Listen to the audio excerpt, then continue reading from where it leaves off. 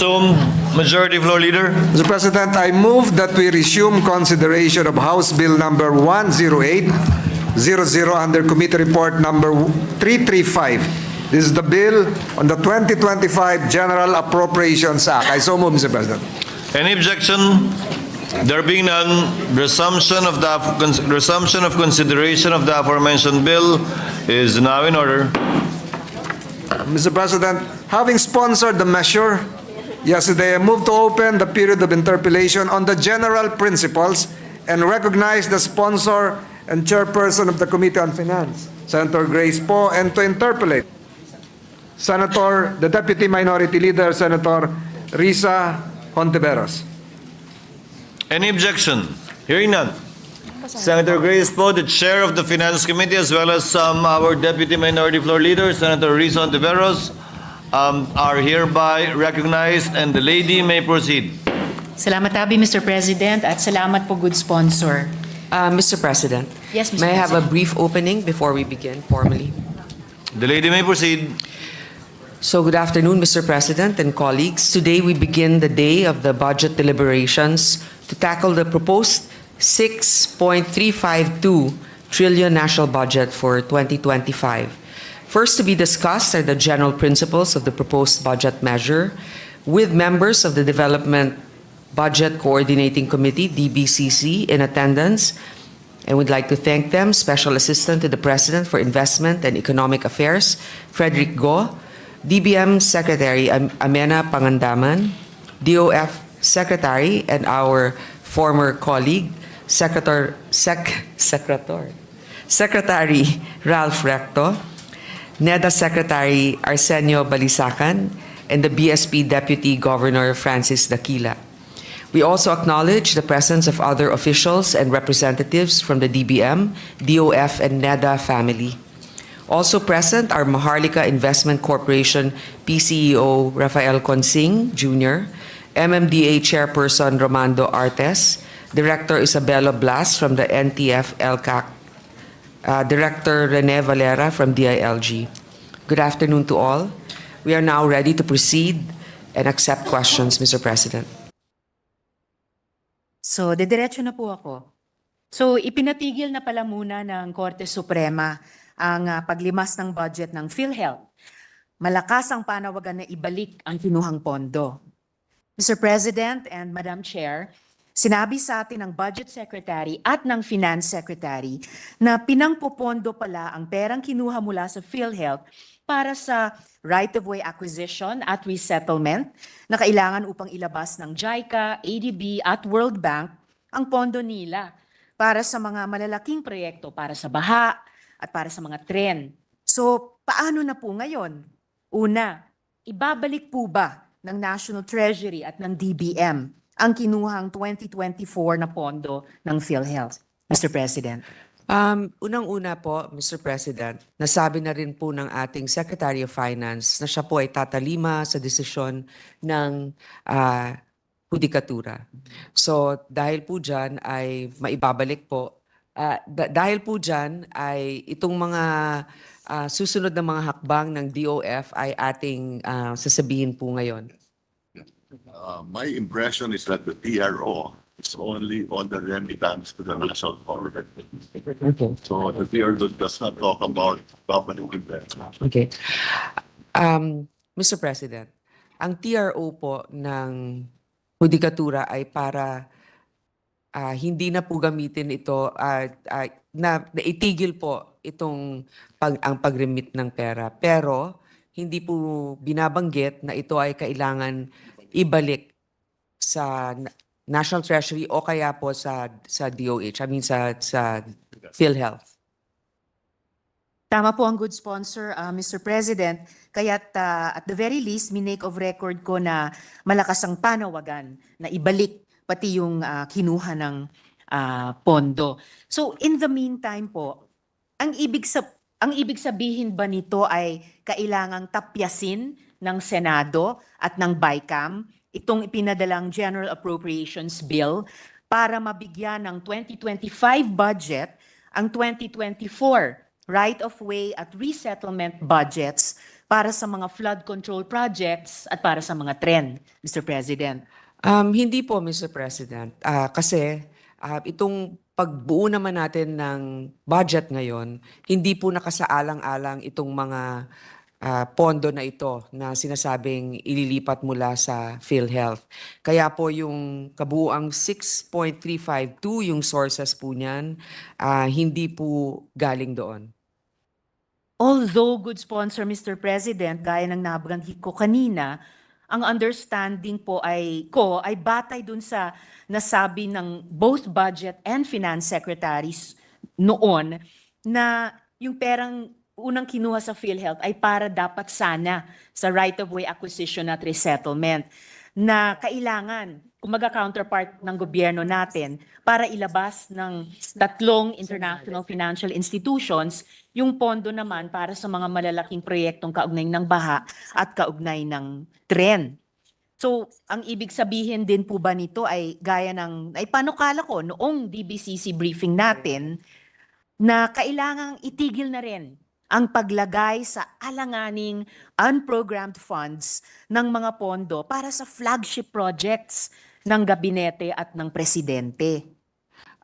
Mr. President, pagkaalaman natin na yung mga kailangan namang bayaran ay nabayaran din sapagkat ang ginamit din po dito ay mga ibang pinagkukuhanan natin ng mga excess revenue ng gobyerno at yung iba naman po na nakikita nating nakasama dun sa mga dapat nakalinyang bayaran ng mga mga proyekto ng departamento, hindi po kompleto ang mga dokumentong na isumiti nila. Kaya katulad din po niyan, nasa level of priority naman. So ang uunahin, yung kompleto na halimbawa shovel ready or all of the other requirements have already been submitted for us to be able to release the funds for them. So the short answer to this is that no, it will not be affected because we have other sources of revenue. And number two, those that are still pending as of now are still in the process of completing their submissions. So, isa-isahin po natin, good sponsor, Mr. President, yun po bang pondo para sa right-of-way acquisition ay meron na po tayong nakasubi bilang counterpart ng gobyerno para sa mga proyekto na kapartner natin, yung mga IFIs? Yes, Mr. President, nabayaran na po natin ang lahat ng para sa DPWH ayon sa ating budget secretary. At ganun din po ba, good sponsor, Mr. President, meron na po tayong nakasubi or nabayaran na para dun sa resettlement, kaugnay ng malalaking proyekto din sa baha at saka sa tren? Po. Except that yung iba, wala pang submission ng DOTR, pero may partial payment na tayo sa DOTR foreign assisted projects. Most of those projects are lodged within the DOTR, Mr. President, and for now, partial payments have been released. Unfortunately, also in the end of the Department of Transportation, they're still also in the process of completing other submissions before we can release. So sa ngayon po, dun lang sa proyektong resettlement, yung mga bahaging iyon na nakalodge sa DOTR, sabi po ng good sponsor, most are lodged in the DOTR. Anong porsyento ng mga proyektong may kinalaman sa resettlement dahil sa baha at dahil sa tren ay may pondo na? To date, we have Kahit sa kabila ng desisyon ng Korte Suprema. 8 billion, 8.7 Yung resettlement. billion. Kasama na pa dito eh. So almost 9 billion na po ang nare-release natin sa DOTR. Mr. President, as of now, almost 9 billion have been released to the DOTR, and bunched together is also the portion of resettlement. Maybe perhaps our colleague would like us to submit the particulars later on, the components of the exact percentage for the human settlement factor. I would appreciate that very much, good sponsor. Maraming salamat po para doon. And then just for today's interpellation, dun sa almost 9 billion pesos na na-release na sa DOTR, na bunch together nga doon yung portion para sa resettlement. Magkano po yung portion na yon na naka-bunch together sa loob ng kabuuang 9 billion pesos? That's exactly what we are trying to provide, Mr. President, and at the proper time, if our colleague will accept our submission, we don't want to make a guess, even an educated one, but there is a specific item for that. Salamat, good sponsor. And I'm sure the good sponsor will make that information available at the very least by the time natin i-interpolate in plenary yung DOTR budget naman. So babalikan ko na lang po yung tanong na ito at that time. So overall, ano po yung implikasyon? Ano po yung implikasyon ng TRO ng Korte Suprema sa iba pang gastusin na dapat sana ay pupondohan ng pera ng PhilHealth? Saan na po kukuha ng pera ang gobyerno? The program is a standby appropriation. There's no trade. Mr. President, for now, it's from the standby appropriations, Standby That- appropriation po ang From our standby from unprogrammed. from unprogrammed. Pero so may bahagi pang unprogrammed Pero meron. tawag nito. Pero So sa standby appropriations sa unprogrammed kukunin yung gastusin. Oo, paano po ba ito? All right. I will pause momentarily, Mr. Mr. President. President, Yes, Mr. President. since that has come from the standby appropriations in the unprogrammed funds, nabawasan yun ng 30 billion. So, kung magkakaroon man ng pagkakataon na may pangangailangan tayo na dalagpas doon magkakaroon ng implikasyon. Sa ngayon, ito naman po yung mga ibang obligasyon natin na hindi nga na dahil nga dito sa desisyon ng Korte Suprema ay magkakaroon ng konting adjustments, pero yung mga kailangan namang pondohan ay napondohan na at yung matitira doon sa unprogrammed nabawasan ng 30 billion.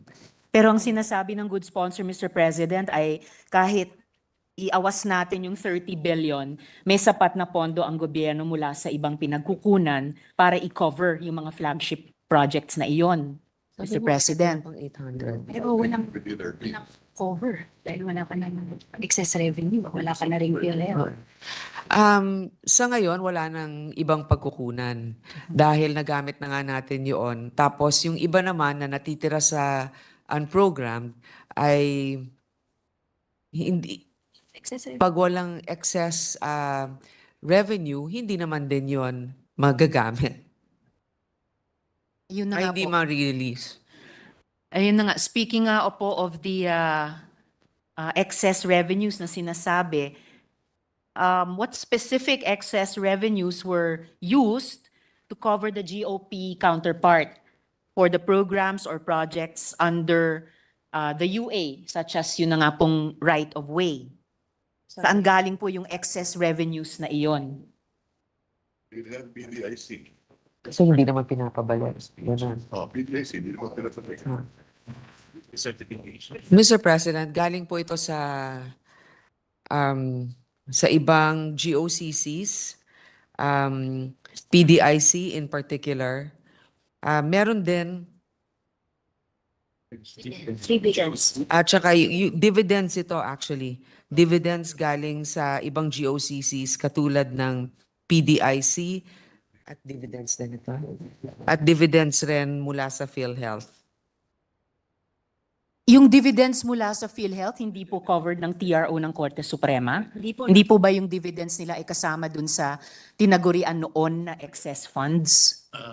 There is no dividends from PhilHealth. What we took is the fund balance. The Supreme Court decision now tells us, or instructs government not to release, that for PhilHealth not to release the remaining 30 billion to the national treasury. Mr. President, again, I would like to clarify. What was meant is not the dividend from PhilHealth. What was conveyed was that the initial release from PhilHealth is what was used On the other hand, the Supreme Court already said that the additional tranche of release, which is about 30 billion, will no longer be allowed. But again, as I mentioned earlier, there's no specific directive from the Supreme Court to say that the initial releases have to be returned to PhilHealth. Alright, so yung nagamit ng initial release ay nagamit in particular din sa pag-cover nung mga unprogrammed appropriations tulad ng DPWH right-of-way. Tama Yes, ba? Mr. President. Good sponsor. Okay, salamat. And nabanggit din po ng good sponsor yung PDIC. Yes. So, na pati yung dividends ng PDIC ay kinuha bilang excess revenue. So, paano na po magagaransya yung mga deposito ng mga depositors covered up to 500,000 pesos each kung yung dividends ng Philippine Deposit Insurance Corporation ay kinuha din bilang excess revenue so-called? These are actually fund balances in excess for the PDIC that was used, Mr. President. There's no issue actually with doing so because the PDIC is quite well-funded, very healthy to cover our contingency needs for ensuring the health of our banks also. So for the health of our bank depositors, ina-assure ba ng good sponsor na kahit may kinuhang fund balances in excess 250 billion. mula sa PDIC, sapat pa rin ang hawak ng PDIC para i-cover, i-insure yung deposito ng mga depositors up to 500,000 pesos per depositor, Mr. President? 5 billion in the last 5 years. Mr. President, the PDIC has spent about 5 billion in the last 5 years. So that's about a billion average per year. They have a reserve fund of 250 billion at the moment. And is that enough para i-cover up to 500,000 pesos value yung deposits ng lahat ng depositors sa lahat ng mga bangko natin? According to our secretary, it's more than enough to cover all the account balances with the obligation to replace the 500,000. Alright, salamat po, good sponsor. So lastly, dun pa rin sa unprogrammed appropriations.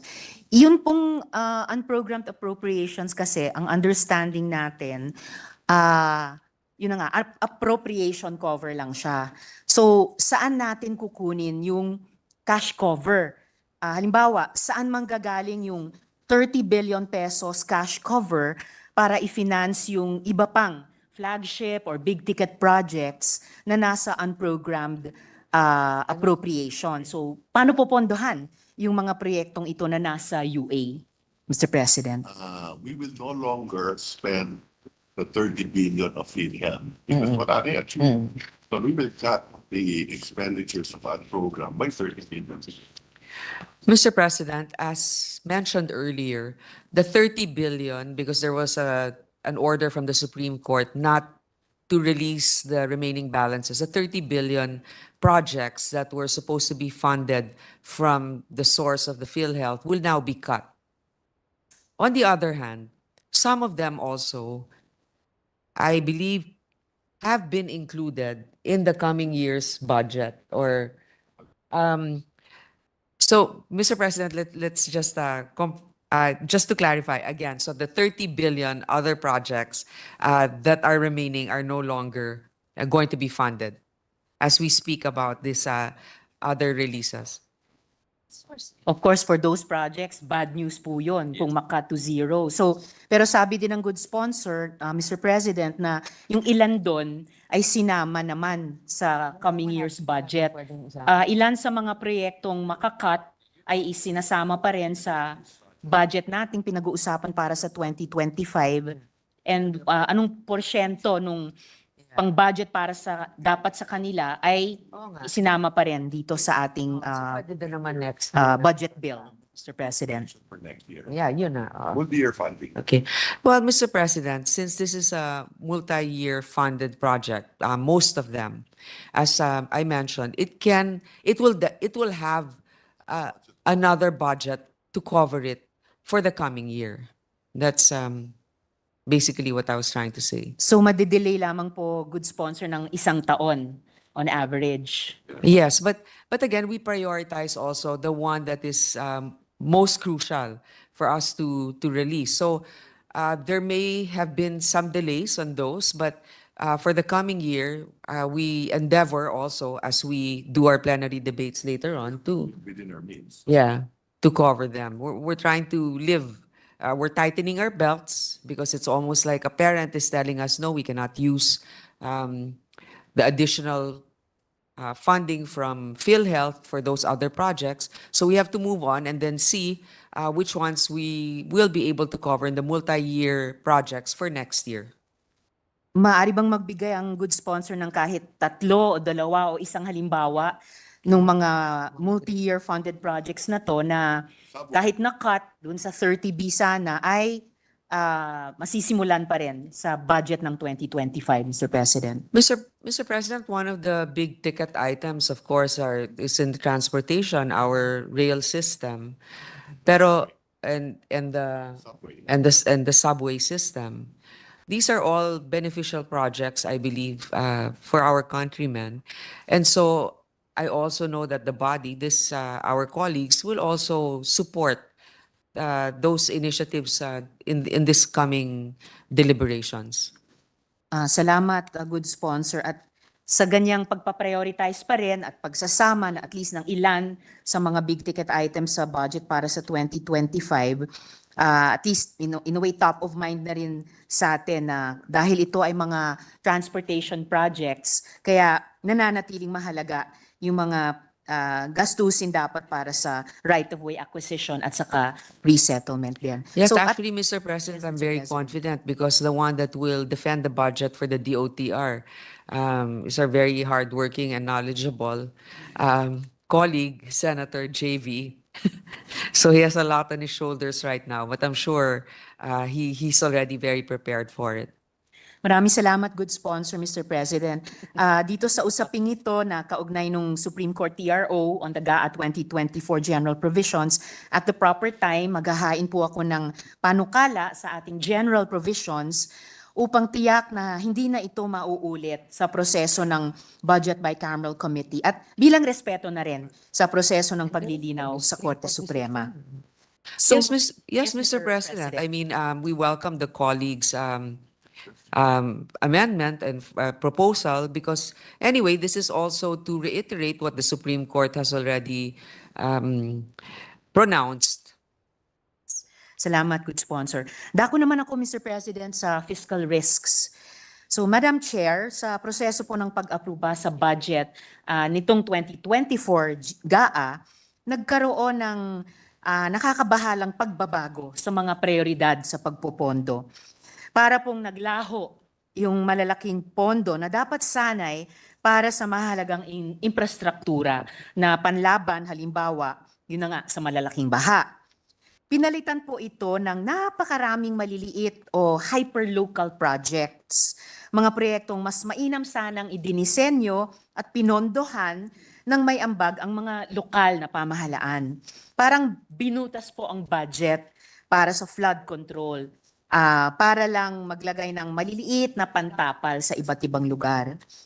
Ang paglilipat ng pondo mula sa mga kritikal na infrastruktura tulad ng flood control patungo sa mga hyperlocal projects ay maaring magresulta sa kakulangan ng proteksyon laban sa mga pagbaha sa hinaharap. Nakita na rin po natin ngayong taon. Isipin natin, no? Isipin ninyo para tayong naghanda ng payong para sa malakas na bagyo, tapos pinalitan lang ng mga dahon ng saging. Bukod pa rito, maaaring mapilitan ng pambansang pamahalaan na umutang ng todo sa mga darating na taon para maibalik yung mga proyektong tinanggal sa prioridad ng budget legislation. Bagamat lalong lumala, hindi naman po bago itong nakakabahalang kalakaran ng pag-reallocate ng pondo. At hindi lang ito sa flood control. Sa mga nakaraang taon at dekada, may mga pagkakataon na pati ang budget para sa mga mahalagang bagay tulad ng pensyon ng mga uniformed personnel at pambayad utang ng mga obligadong bayarin ng DBM at ng Pangulo ay ginagalaw din at dinidemote sa unprogrammed funds. Nakakabahala po na ang mga pondong para sa mga bagay na hindi maiiwasan ay binabawasan para pagbigyan ang mga gastusing pwede namang iwasan. So dahil lumalala at paulit-ulit na ginagawa ito, ang pag-accommodate ng mga pwedeng iwasan ng mga hyperlocal projects at ang pagpapalobo ng mga panukalang gastusin ng DBM sa GAA, isang mahalaga para po sa aking tanong din ang lumilitaw. Madam Chair, kung aaalang-alang na posibleng labag sa konstitusyon ang mga GAA, programmed at unprogrammed na lumalagpas sa mga panukala sa NEP, maaari po kayang manguna ang sponsor at chair ng Finance Committee sa pagbuo ng isang resolusyon natin ng Senado at isang general provision na magtitiyak na susundin ng mahigpit ang prinsipyo na ang GAA ay hindi dapat lumagpas sa panukala ng NEP at resolusyon at general provision na titiyakin na ang mga pangako ng gobyerno para sa mga prioridad na na-vet ng NEDA ay hindi ilalagay sa kategorya ng unprogrammed fund, Mr. President. Yes, of course, Mr. President. Kaisa ninyo ako doon na talaga namang hindi dapat lumagpas, no? At ang isa pa, yung pagdating sa mga resolusyon bilang chairman ng inyong Committee on Finance, syempre isinaalang-alang ko ang lahat ng mga proposals ng ating mga kasama.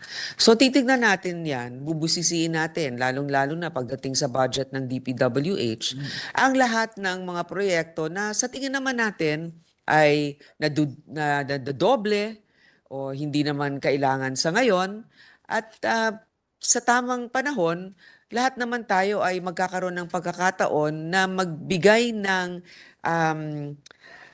suhestyon na ito ay madagdagan o mabawasan. Maraming salamat, Madam Chair, dun sa pagiging bukas at yung pag-affirm dun sa hindi dapat lumagpas ang GAA sa panukalang NEP. At ang ibig po bang sabihin nga nito ay moving forward, patuloy nating titiyakin na yung mga vetted at priority projects ng NEDA na ipinangako ng gobyerno, hindi magiging unprogrammed funds na lamang, Mr. President. May lumalas. Yeah. Mr. President, I'm sorry, I was conferring. Could our colleague repeat her question? Yes, Madam Chair. Hinihingi ko lang yung affirmation ng chair kung yung kanilang affirmation na hindi dapat lumagpas sa NEP ang GAA ay na pinagpapasalamat ko ay nangangahulugan na hindi na maililipat sa kategoryang unprogrammed fund yung mga vetted priority projects ng NEDA na pinapangako ng gobyerno, Mr. President. So the answer to this is that this is a matter for Congress to decide. Between the lower and Between upper the house. lower house and the upper House. Yeah. That's why there are two Congresses, one house, one that, but yeah, same balance. Yeah. Mr. President, although I agree also with our colleague with regards to this, syempre we live according to our means, right? There are certain processes, as you know, that this is not just a unilateral decision of the Senate, but we will endeavor also to stick to whatever the NEP has given us to work with. But again, it will really need firm resolution within us and within our group also to push for this.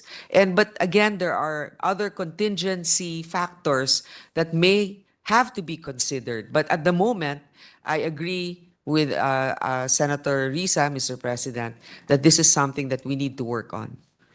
Maraming salamat, good sponsor. At the very least, pwede ko bang isara itong paksang ito na may assurance mula sa chair na susubukan natin at subukan ngayong taon na bilang partner sa DBCC sa mga component agencies niya na hindi na maulit na yung pinangakong priority vetted projects ay mailipat sa unprogrammed funds lamang, Mr. President. Yes, we will, of course, we will try to include all of these priority projects or projects that we feel will be really necessary and beneficial in the regular budget na hindi unprogrammed. Ngayon, again, we will go back to the source of unprogrammed, which is excess revenue. Having already learned that there are certain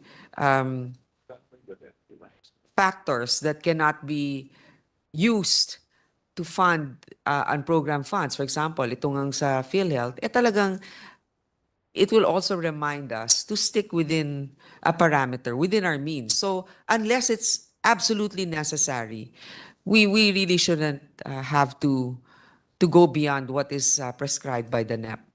Kasi kung wala naman tayong excess income, wala din naman tayong gagastusin. Maraming salamat, good sponsor. Pinangahawakan ko yon yung assurance ng good sponsor na susubukan nating maging good partner din sa DBCC sa ganyang klasing disiplina. So sa huling paksa ko, Mr. President, dito sa DBCC, dako na ako dun sa embedding deficit and debt reforms into the general provisions. So una, mari po bang ilahad ng good sponsor ang ilang mga datos? So una, ukol sa laki ng kabuoang utang ng gobyerno at budget deficit na target natin para sa 2024, 2025 at hanggang 2028. Ano po ang naging pagbabago nito kumpara sa naunang medium-term fiscal targets na unang inilahad noong ang Finance Secretary ay si Ginoong Jokno? Mas magiging malaki ba ang deficit at pagkakautang, Mr. President? I believe our national debt right now is about 15.4 trillion. Yeah, more or less. More or less, that is our national debt. About 10.573 of these is actually domestic. So, hindi naman tayo nag-uutang sa labas ng ating bansa. So kung meron mang binabayad na interest dito, ay napupunta rin sa ating mga kababayan o mga bangko na nandito sa ating bansa. May targets po ba tayong budget deficits mula ngayon, susunod na taon at hanggang 2028, Yes. Mr. President? For 2025 will be 1.5 trillion. Yeah. Our deficit for 2025 is about 1.5 trillion, Which is 5.2% of GDP. 5.2% of GDP. In 26, it will be 1.476 trillion. In 26, it will be 1.476 trillion. The deficit And 4.7. will be, and the deficit to GDP will be 4.7. So pababa po ang debt to GDP ratio natin. At ito pong ratios, good sponsor, ay target bang patuloy na bumaba in absolute numbers at saka in percentage Hanggang kahit 2027 3.7% 2028? by 2028 from the current 5.6% in 2024, 5.3% in 2025, 4.7% in 2026, 4.1% in 2027, and 3.7% in 2028. Definitely something to look forward to, good sponsor. Pareho ba ito o iba ba ito dun sa targets natin, dun sa naunang medium-term fiscal targets nung panahon ni dating Secretary Jokno? Mr. President? More gradual. The decrease in deficit is more gradual than abrupt to create more growth in the economy and to employ more people.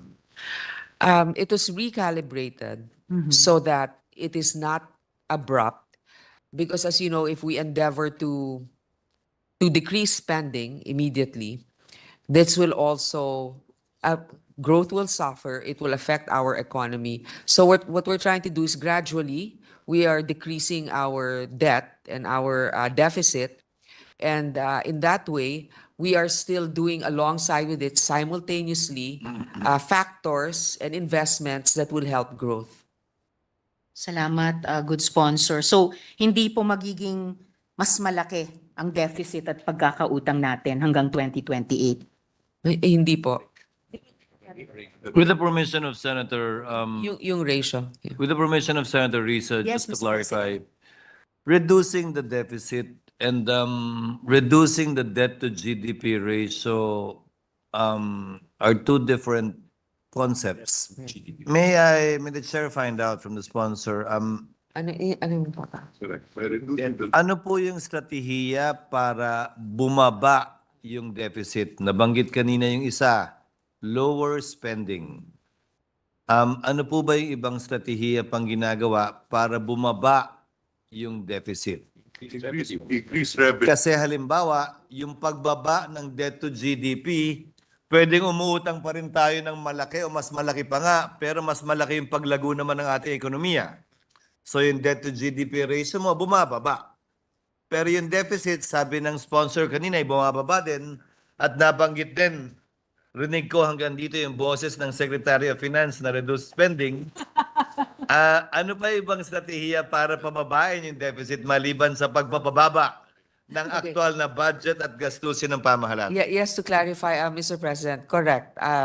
Our deficit, our debt may not necessarily decrease because we continue to spend, but the debt to GDP ratio will go down. The strategy is The strategy is promote growth first. promote growth first. That if you're growing, revenues increase. When you're growing, your revenues are increasing. And that's exactly why we are able to forecast that the debt to GDP ratio is going down because of the increased revenue. Increase in Actually, that's the Increase in point. growth because of the revenue. That's what I wanted on the record, that if at all it is pegged on the increased GDP, which will reflect in increased revenue and not necessarily new sources of revenue.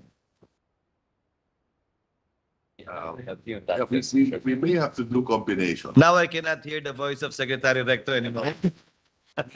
We might have to do a combination of both new sources of revenue and increased revenue. Thank you, Madam Sponsor. Salamat, Habi, Mr. President.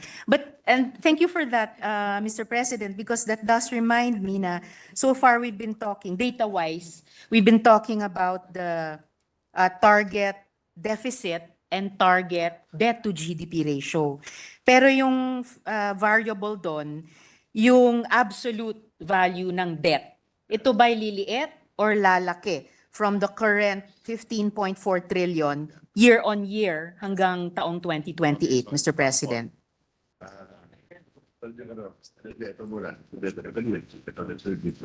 What is the size of the economy to do? 26 billion? 27?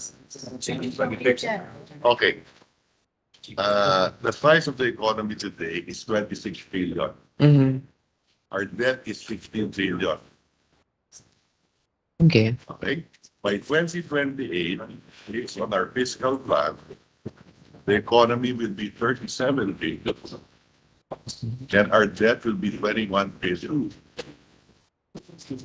Okay. By 20, yeah, but the debt of GDP is going down. Ibig sabihin, we can afford it. Okay. Mr. President, this will be a very specific forecast, but 26 trillion is the size of our economy currently. Our debt is about 15 trillion. In 2028, the size of our economy will have doubled, will almost have doubled, but about 37 trillion. And our debt will be 21 trillion. So the debt is actually grew from 15 trillion, but the debt to GDP ratio will go down. And the good sponsor also mentioned earlier na isa sa mga factors na ipuput into play para ma-hit yung ganitong mga targets ay mga dagdag investments. Yes, new sources, but also stronger The strategy to grow at 6.5% is we need to invest roughly 5 to 6% in infrastructure, Okay. number one, and human resource development, particularly in education. For sustainable growth. Okay, for us to be able to reach a growth of about 6.5%, the 5.6% should be invested in infrastructure, and then also a large portion of the investment should go to human development, particularly education. Although, good sponsor, out of a growth of 6.5%, kung 5.6% i-invest natin sa infrastructure, 0.9% na lang matitira. Hindi na po siya ganun ka-large para Hindi, sa kasi human this is capital. 6.5% is the total growth. Okay. Infrastructure is just a portion of the investments needed. To 6%. 5% of GDP is actually goes to infrastructure.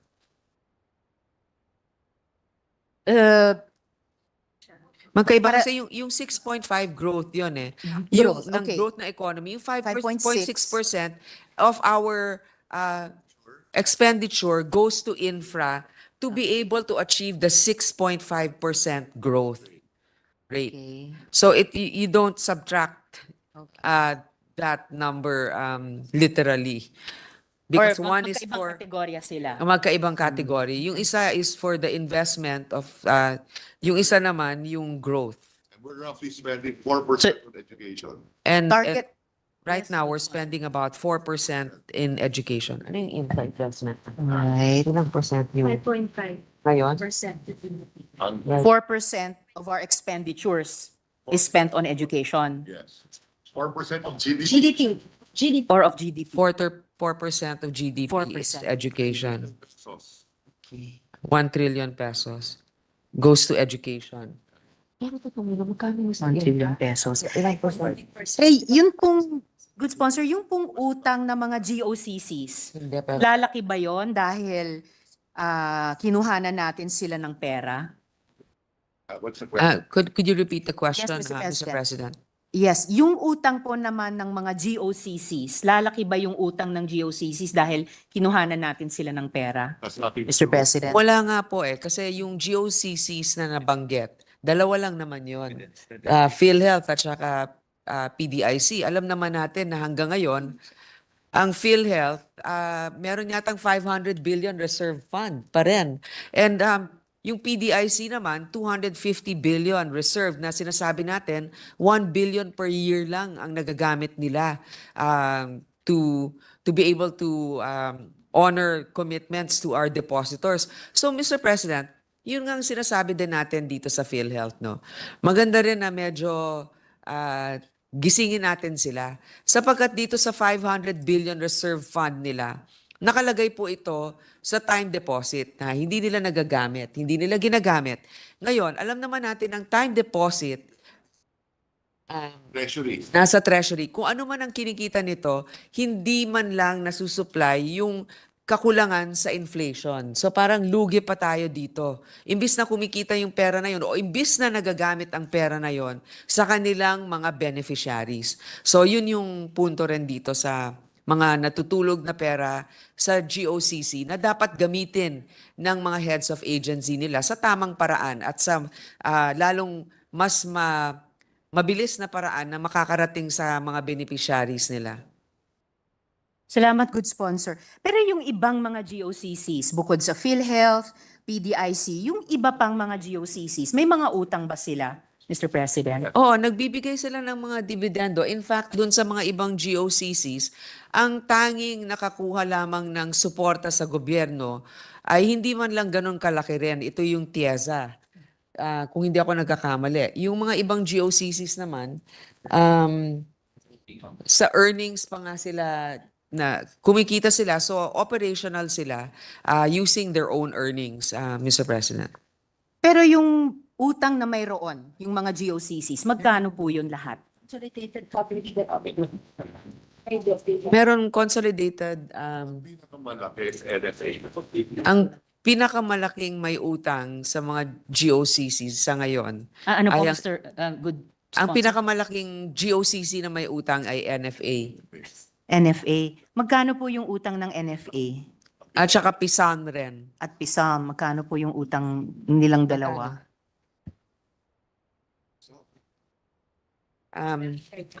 Hin- hinahanap pa namin yung datos para mas maging eksakto. Salamat, Good Sponsor. At itong... Maybe we can go to the next question, or we can, if our colleague won't mind, maybe we can give you that exact figure in a moment, but we can go with the next question. Thank you, Good Sponsor, Mr. President. I don't mind at all. Yung follow-up question ko lang naman ay yung pong utang ng NFA, utang ng PISAM, utang ng alin pa mang ibang GOCC, kasama na po ba yon sa debt figure na 15.4 trillion or hiwalay pa po yon?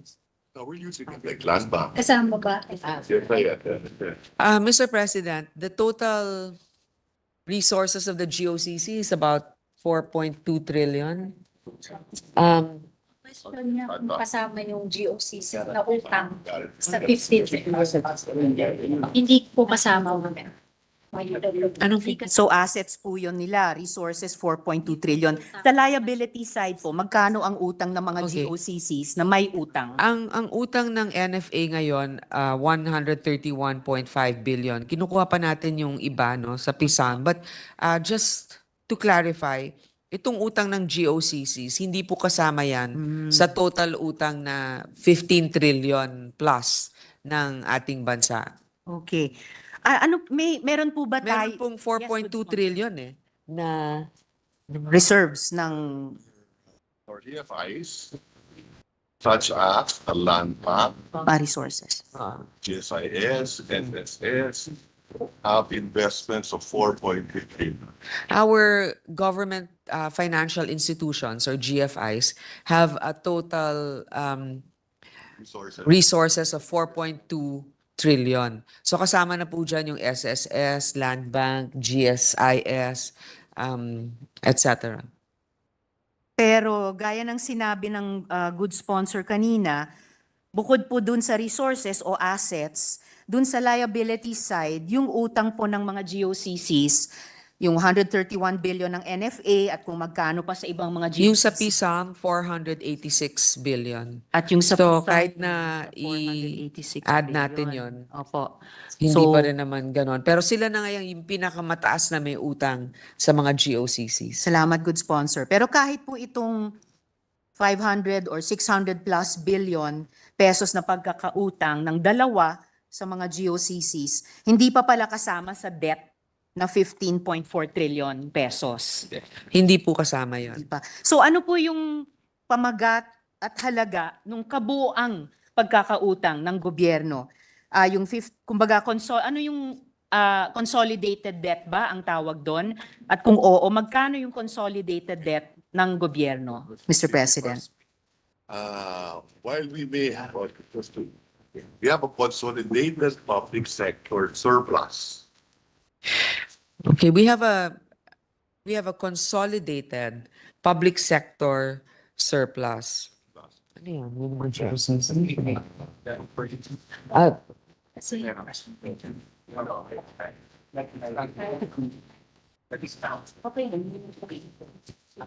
So cash flow po ito, yung consolidated public sector surplus.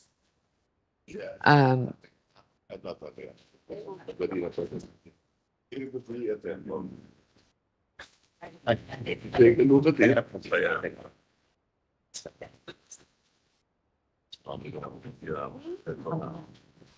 Financial government. He said, see it. So it's, look at the public sector surplus. okay. So itong surplus na to, I think GFIs, including local government, ito public sector borrowings natin. ito national government. Oo. Ito, Ito mga GFIs natin, surplus. pero pag binawas na yan, meron pa rin tayo. Oh, so lumiit. Lumilit. So you know that we have 6 meetings. So nothing really to worry about. Mr. President, yun ngang public sector borrowing natin, about 1.5 trillion, meron namang public sector surplus. Halimbawa, lahat yan lumiliit po eh. Pagka you take into account actually the public sector surplus, tumataas. Yung atin namang projection ng utang kahit na 1.485 billion in 2025, yung public sector tumaas yung surplus from the GFIs from 687 billion in 2024 to 882 billion in 2025. So, ayon sa ating butihing secretary, hindi naman ito talagang nakakabahala. Actually, malusog ang sitwasyon pagdating dito sa ating mga projections at kung ano yung actual numbers na meron na talaga tayo. So, good sponsor, tumaas ng mga a little more than 200 billion pesos yung public sector surplus over, hindi ko lang na-catch aling mga taon ito. Pero meron ding nakatalang public sector borrowings na 1.5 trillion pesos. So ito na po ba yung tatawagin nating public sector or public sector debt, 1.5 trillion pesos? Hindi naman. This one is the national government. Ito kasi yung Halimbawa, for 2024, this is, At ito po ba ay ngayong taon, isang taon lamang or okay, okay, this is the consolidated? our public sector. GFIs, including local government. Oo. Okay? So your consolidated public sector deficit is lower. This minus this. Is lower. But I think her question is, could you repeat your question again? Is Yes, this Mr. President. what we're- Yung pong sinasabing public sector borrowing na 1.5 trillion pesos, ito po ba yung public sector National debt government. kasama yung GOCCs? Or hindi pa? Hindi pa kasama yung GOCCs? hindi kasama, national government lang yon. Pero National. pag binawas nga natin yung mga So the national government yung this year ng 1.5 trillion. like, yung utang ngayon ng national government 1.5 trillion. Pero ang kita naman ng mga GFIs, GSIS, 882 billion. So kung binawas mo yon, 603 billion ang ating deficit. deficit. Okay po. Ibig sabihin, Actually, medyo iniwan ko for now yung pagtatanong pa sa deficit. Napag-usapan na rin po natin, good sponsor, yung target deficits at saka yung target debt to GDP ratio. Gusto ko lang kompletuhin yung picture nung debt, yung pagkakautang. So, sinasabi nga na public sector borrowing 1.5 trillion. So, I understand that as ngayong taong 2024. Bahagi na po siya nung pinag-uusapan natin kaninang debt na 15.4 trillion pesos. Tama po ba? percentage GDP, 60% pa rin. Yeah, as of Kasama na yung GFIs dyan. yung utang ng GFI. Kasama Hindi. na lahat. All Hindi. told na yan. Kasama na nga yung utang ng GFI. Lahat na. Considering everything, including the commitments or the debts for the GFIs, yung ating consolidated public sector debt to GDP is about 60%. That is even lower than 60%. Okay po.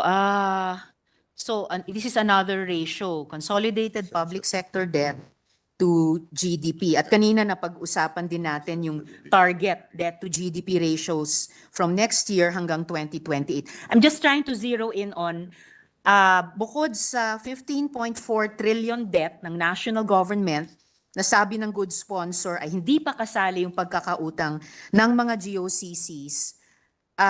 Kung alam ba natin magkano ang pagkakautang ng GOCCs? Yes. So magkano? Yan.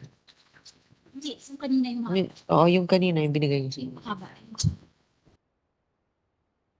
Kasi po ang GOCCs natin, kung di ako nagkakamali, ang bilang nun mga 250. Nabanggit ng good sponsor ang NFA. NFA, opo, at ang PISALM. Isam. Opo. So, sa lahat po ng GOCCs out of the 250 na may utang Magkano po yung total na pagkakautang ng GOCCs? GOCCs, 300 lang. All GOCC's debt or commitments is about 300 billion. 300 billion pesos. All right. Kung dinadagdag ba ng DBCC yung debt ng national government na ngayong taon ay 15.4 trillion sa debt ng GOCCs na ngayong taon ay 300 billion para maka-arrive at sa isa pang kategorya and that in total na 15.7 billion pesos. Sorry, 15.7 Kaya, Oo. tama ba? Mr. 0.7 trillion pesos. Mr. President, kasi kahit na umuutang ang mga GOCCs, kumikita sila at yung kita nila ay actually nagbibigay pa nga ng surplus sa kanila. So, hindi din, This is an example. When 300 billion in debt ng GOCC, merong investment sa 4.2 trillion. So may surplus guy. GOCC. Yeah. SSS, SIS, which So, halimbawa, Mr. President, kung meron mang debt ang GOCC na 300 billion, meron namang 4.2 trillion na investment sa kanila na surplus. So actually, nawa-wipe out din lahat actually yung mga debt na yun. I understand, good sponsor. Pero bago pa natin ma-offset ang isang factor sa ibang factor o variable, kailangan nating malaman ano ba yung mga variables na yun at magkakano sila. And in fact pala, I think the 300 billion pesos total debt of GOCCs is off dahil dun pa lang sa NFA debt na 131 billion at PISALM debt na 486 billion, higit 5 or 600 billion na po iyon. So, kulang po yung pagsusuma na 300 billion. Kalahati pa lang yun ang utang ng dalawa sa 250 GOCCs. So, I'm just trying to find out po, parang sa isang household. So, halimbawa ako, solo parent. Alam ko po kung may utang yung pamilya ko, yung household ko, parang national government. Pero kung nagkaroon kami ng isang family business, parang GOCC, alam ko rin kung may utang yon. Magkahiwalay na numero, pero dapat kaya kong i-account at kaya kong isuma para alam ko yung kabuoang pagkakautang ng pamilya o household ko, yung personal namin at dun sa family business, Mr. President. So, ganun lang po yung tinatanong ko, magkano ba ang utang ng GOCCs na hindi pa kasama dun sa 15.4 trillion debt ng national government, Mr. President? Alam mo, we mentioned kasi you asked specifically what their debt is or kung ano yung kulang sa kanila, di ba? Pero may assets rin sila eh. So, may liability, yun nga ang nababanggit natin na sa PISAM, no? Pero meron din silang assets. So, talagang nababawasan din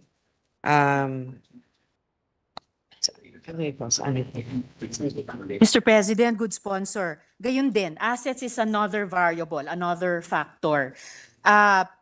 Yung offsetting natin can give us an overall sense, a sense of assurance, a sense of well-being, a sense of confidence. Pero kailangan muna natin malaman yung basic, yung component variables niya. Hindi ba alam ng national government magkano ang utang ng mga GOCCs? Kasi okay lang kung ganun ang sitwasyon at ganun ang sagot. Alam natin na may utang ang national government ng 15.4 trillion, but for whatever reason, hindi natin alam magkano ang utang ng GOCCs. Kasi kung ganun, di pwedeng ang isang step forward natin ay alamin ng national government, alamin ng DBCC, magkano ang utang ng GOCCs, Mr. President.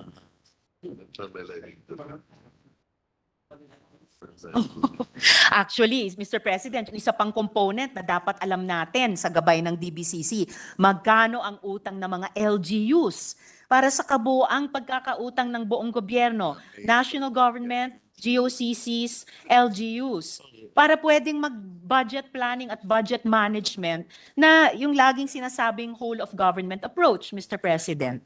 Example.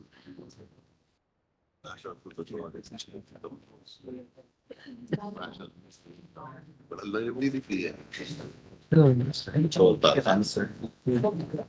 For LG lang with the answer. Total Actually, grant 200 total. Yeah. Yeah. LGU, Uh, 200 billion. Better be surplus. Most of the LGUs have surplus. Okay. Mr. President, okay, to answer your second question, magkano yung utang ng LGU? About 200 billion. Pero ito yung utang nila, pero yung mga surplus nila, hindi pa nga deducted dito. Yung surplus ng LG. LGU, Hero. At yung 200 billion pesos po na pagkakautang ng LGUs, kasama na po ba yon sa 15.4 trillion na utang ng national government or hindi rin po? Mr. President. hindi po. Hindi rin po. Okay. So, ganito yung Apo. sa utang ng LGU na nabanggit ko, 200, 300 billion? 200 billion. Meron silang 700, meron silang 2022. in 2022, 433 billion surplus. 2023, 325 billion surplus. 2024, 310 billion surplus yung mga LGUs. 25. Sa 2025, kasi marami rin support sa LGU, nagiging 455 billion surplus. Salamat, good sponsor. Na-appreciate ko talaga lahat ng datos na iyan. But at the same time, para maging realistic at basis talaga for planning yung mga datos na iyon, kailangan malinaw yung datos sa iba pang variables na tinatanong. Halimbawa, yung complete debt picture, national government, GOCCs, LGUs. Para din tayo sa legislatura, mas kaya nating suportahan ng alam natin lahat ng mga data so we can marshal the proper policies Mr. and President, budget may we just also submit Yes, the Mr. sponsor? It's all here in the BSF, all of the figures, but just also to give a better picture, in 2023, the total consolidated general government debt is 13 trillion. But the total consolidated public sector debt, including the general government debt, is about 14 trillion. So we have about 1 trillion na kung isasama natin yung mga iba't iba pang mga GOCCs or sinasabi nga LGUs na yung mga pagkakautang. So, dun sa kabuuan, maliit lang ang madadagdag to take into consideration. But all of these financials will be submitted to you, about 1.5 trillion. Yes, thank you, good sponsor. Hihingin ko nga na lang na yung report in writing for year 2024. So yung national government debt, yung GOCC's debt, at yung LGU's debt.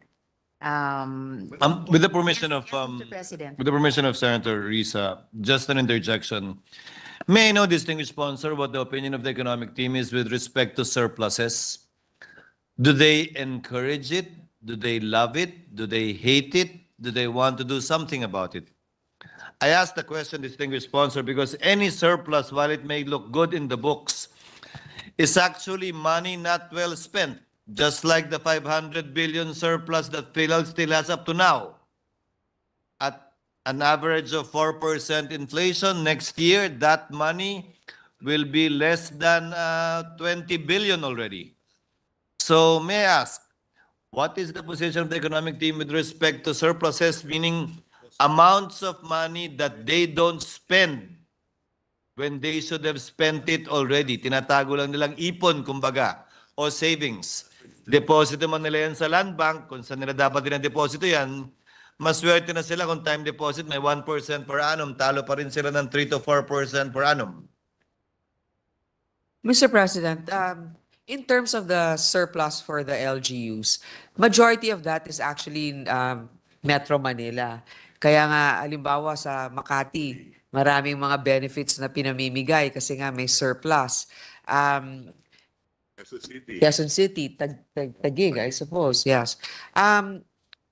But then with the others, syempre kailangan pa rin punuan. Meron ngang national tax allotment, 'di ba? Na napupunta rin sa mga local government yung share nila.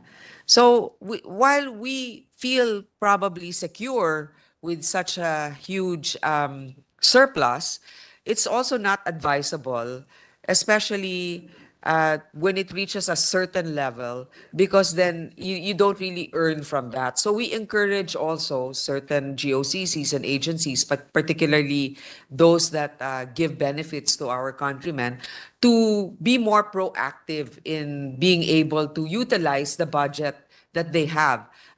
But of course, they always have to keep a reserve fund for any contingency or calamity that might need it. So we're not also encouraging like a zero balance in their budget or in terms of their surplus, but a reasonable amount. While the chair joins the concern of the deputy minority floor leader with respect to the amount of debt, the amount of surplus may also be concerning because it eats up fiscal space that we could otherwise utilize for immediate projects that are immediately important at this point in time. So I hope the distinguished sponsor will likewise take note of these at the proper time.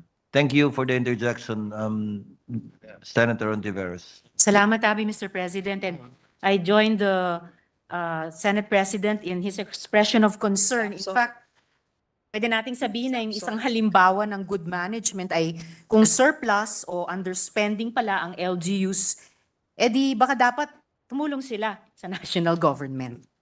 Dahil iisang household lang naman po tayong lahat. Well, So, Mr. President, President. kaya nga din ang pagtulong nila sa kabuuan ng bansa ay ang pag-aalaga rin nila sa kanilang mga constituents. So, syempre, kahit papano, din, meron na ngang mga binibigay na ibang surplus yung mga LGUs dun sa kanilang mga constituents, imbis na national government yung gumagasta rin sa kanila. So, katulad niyan sa Makati, pag meron kang yellow card, 'di ba? Yung health benefits doon, yung City of Makati na yung nagbibigay, tapos lalong-lalo na pwedeng madagdagan pag yung kasama natin dito ay maging tagapamahala. So may mga bagay po na ganyan na masasabi naman natin na nakakatulong din sa kabuuan ng ating bansa. Ang pagkakaroon din ng pondo ng mga LGUs.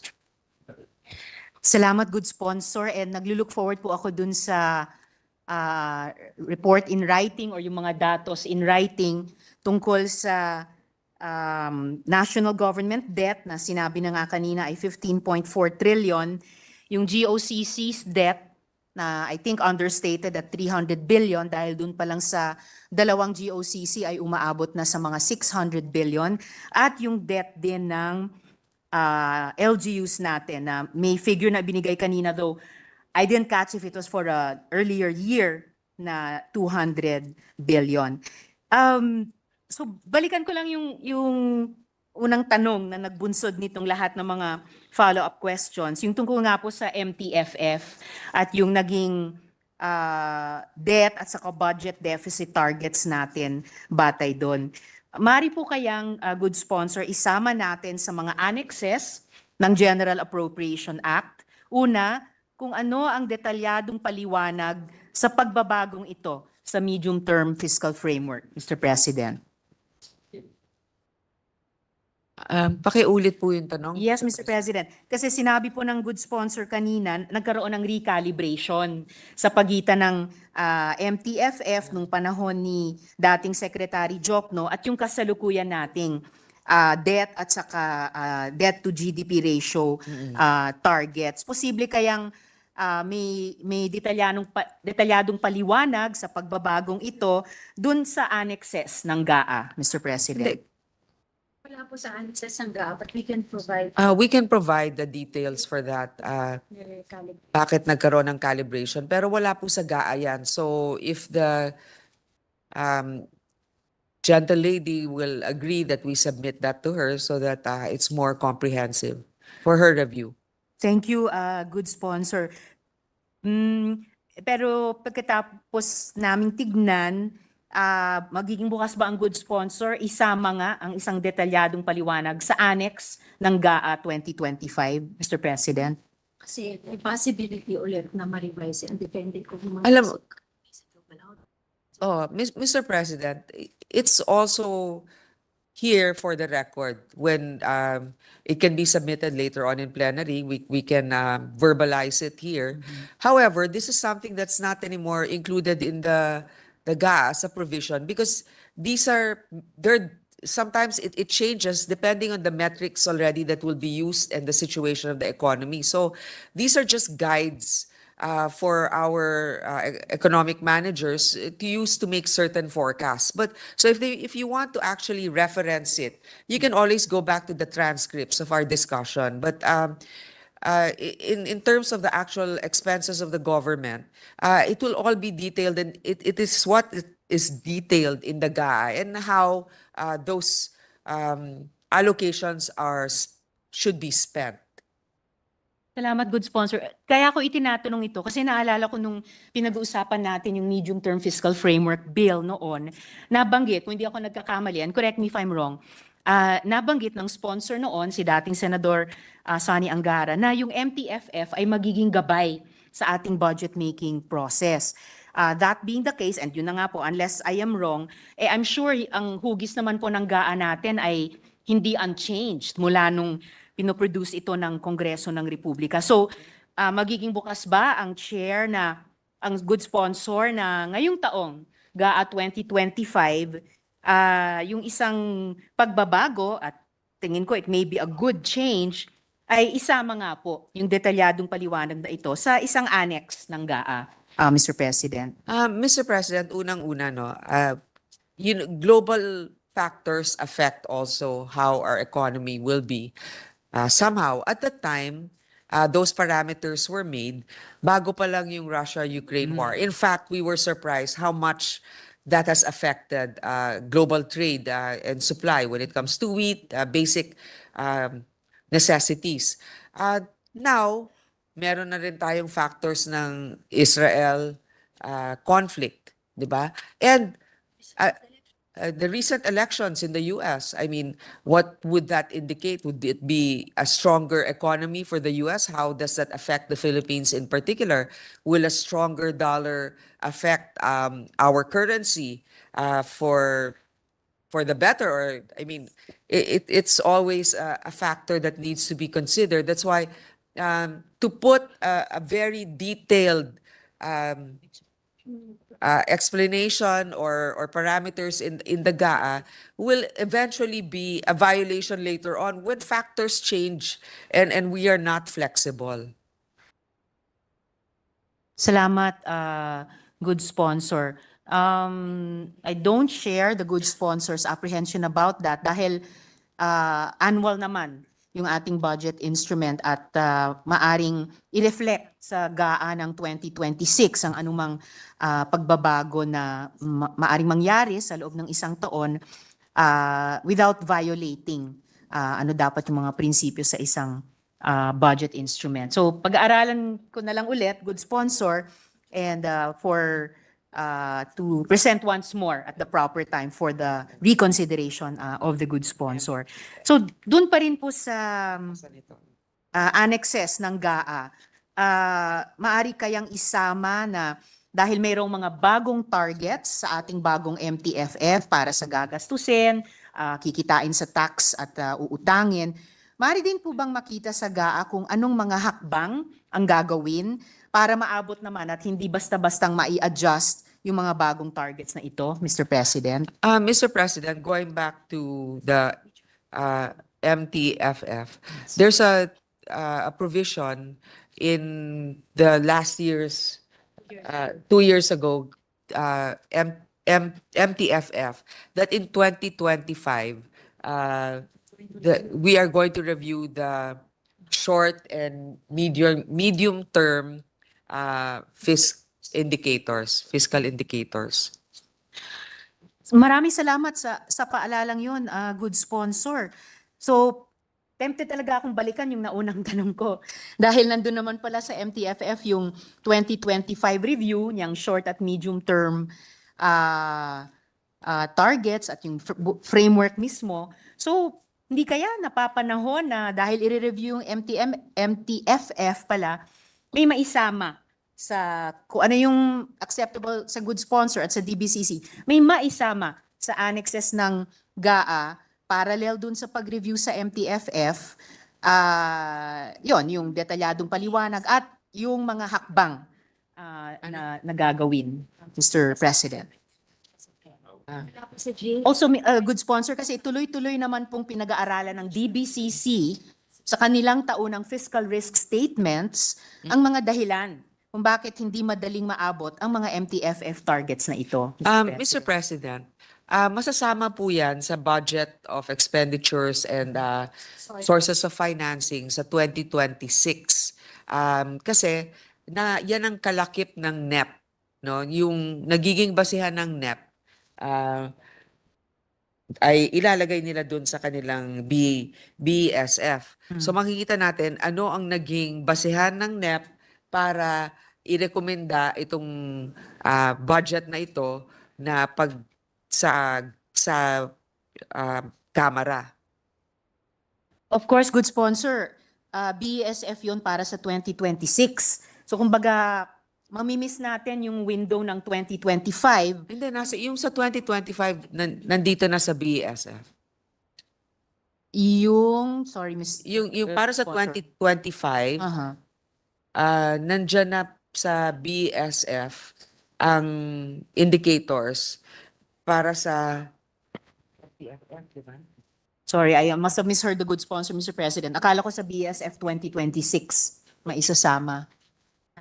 Nandiyan na yung macroeconomic parameters, nasa page 1 ng BSF. Ngayon, ang sinasabi nating total review nito, no, how it has actually fared in the years, in 2025, there will be, next year, the DBCC meets quarterly as well to evaluate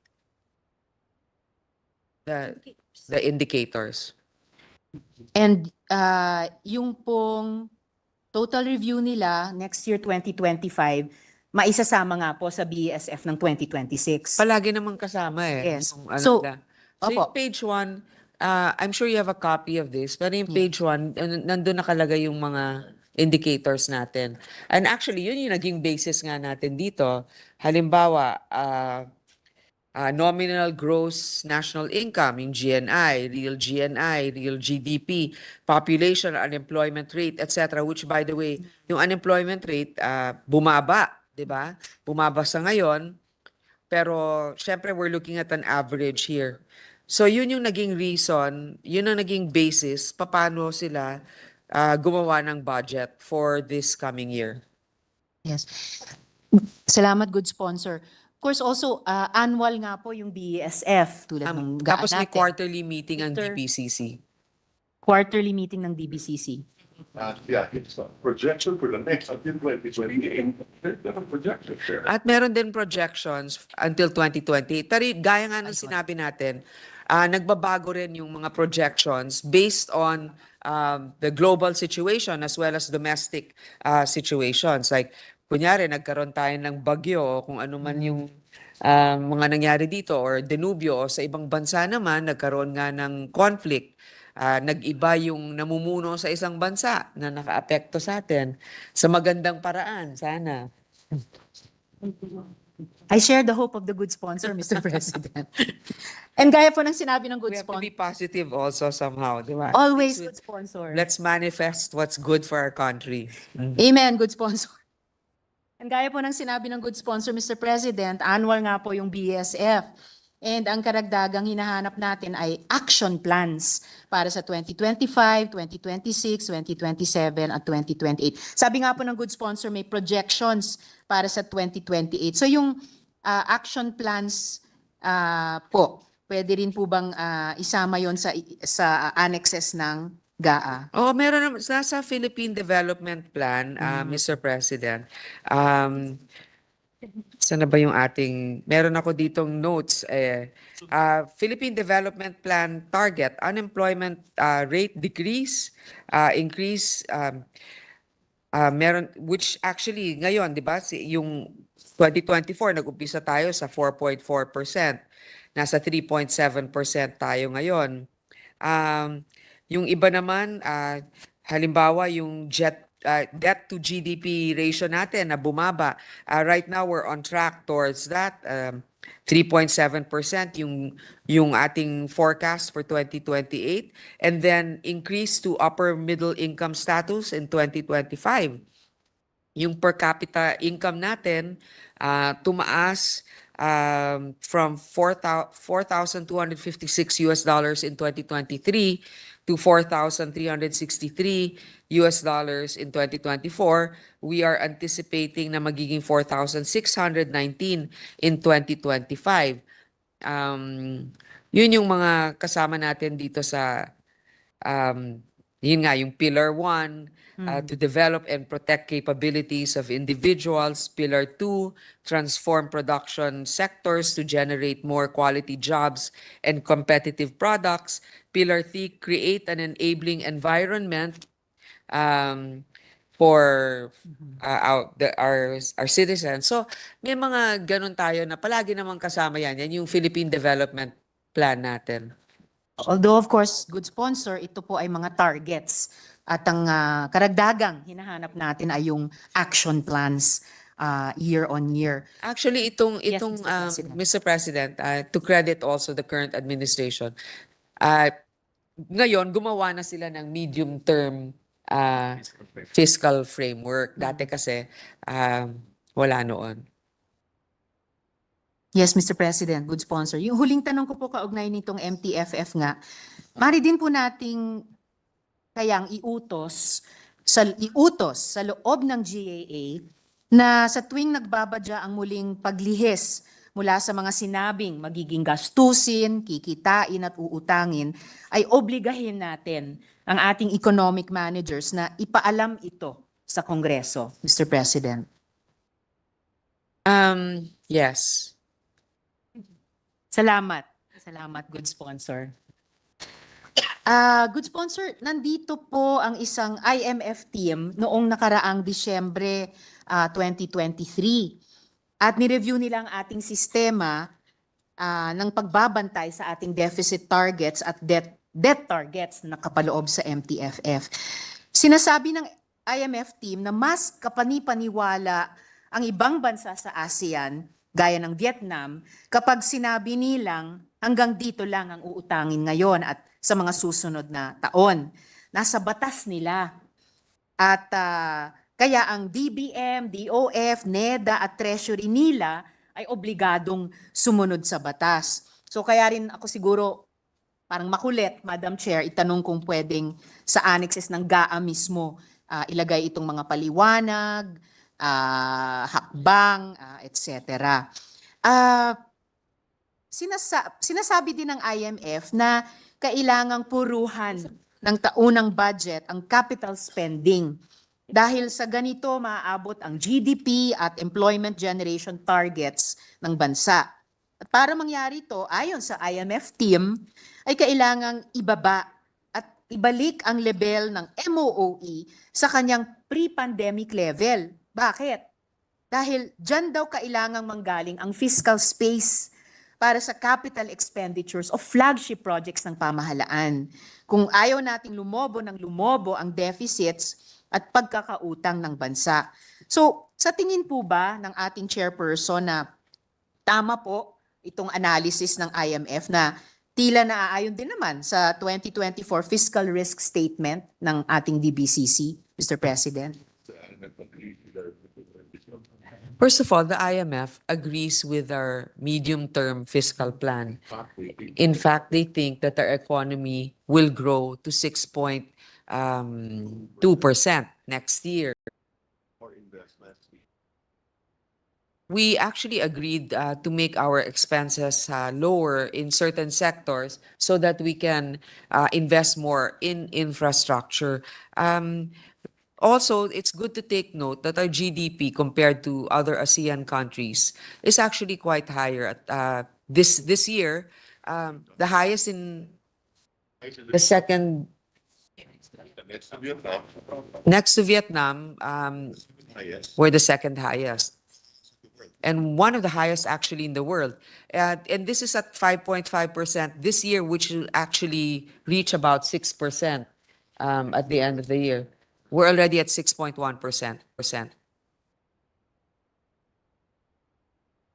So, I mean, syempre, maganda naman ang mga opinion din ng IMF, pero wag din natin mamaliitin yung opinion ng ating mga economic managers na nakikita rin naman nila sa kabuuan yung mga nangyayari dito sa atin at kung paano ito nakakaapekto sa atin. Pero gaya nga ng sinabi ninyo, kami ay sang-ayon na dapat din talaga yung ating mga paggastos ay naayon din sa ano, dun sa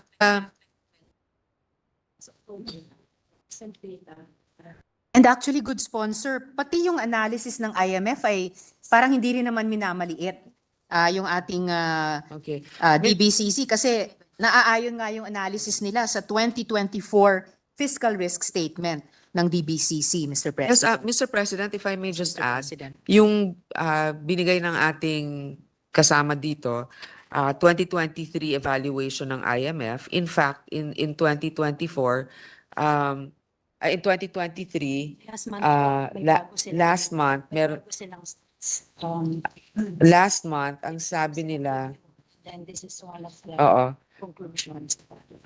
the Philippines has successfully navigated multiple external headwinds in recent years. Growth has been resilient despite elevated commodity prices, weak external demand, and an unprecedented tightening in global monetary conditions. The GNI per capita increased strongly to US 4,230 in 2023, putting the Philippines on track to soon achieve upper middle income country status. The poverty rate, while still high, declined to 15.5%,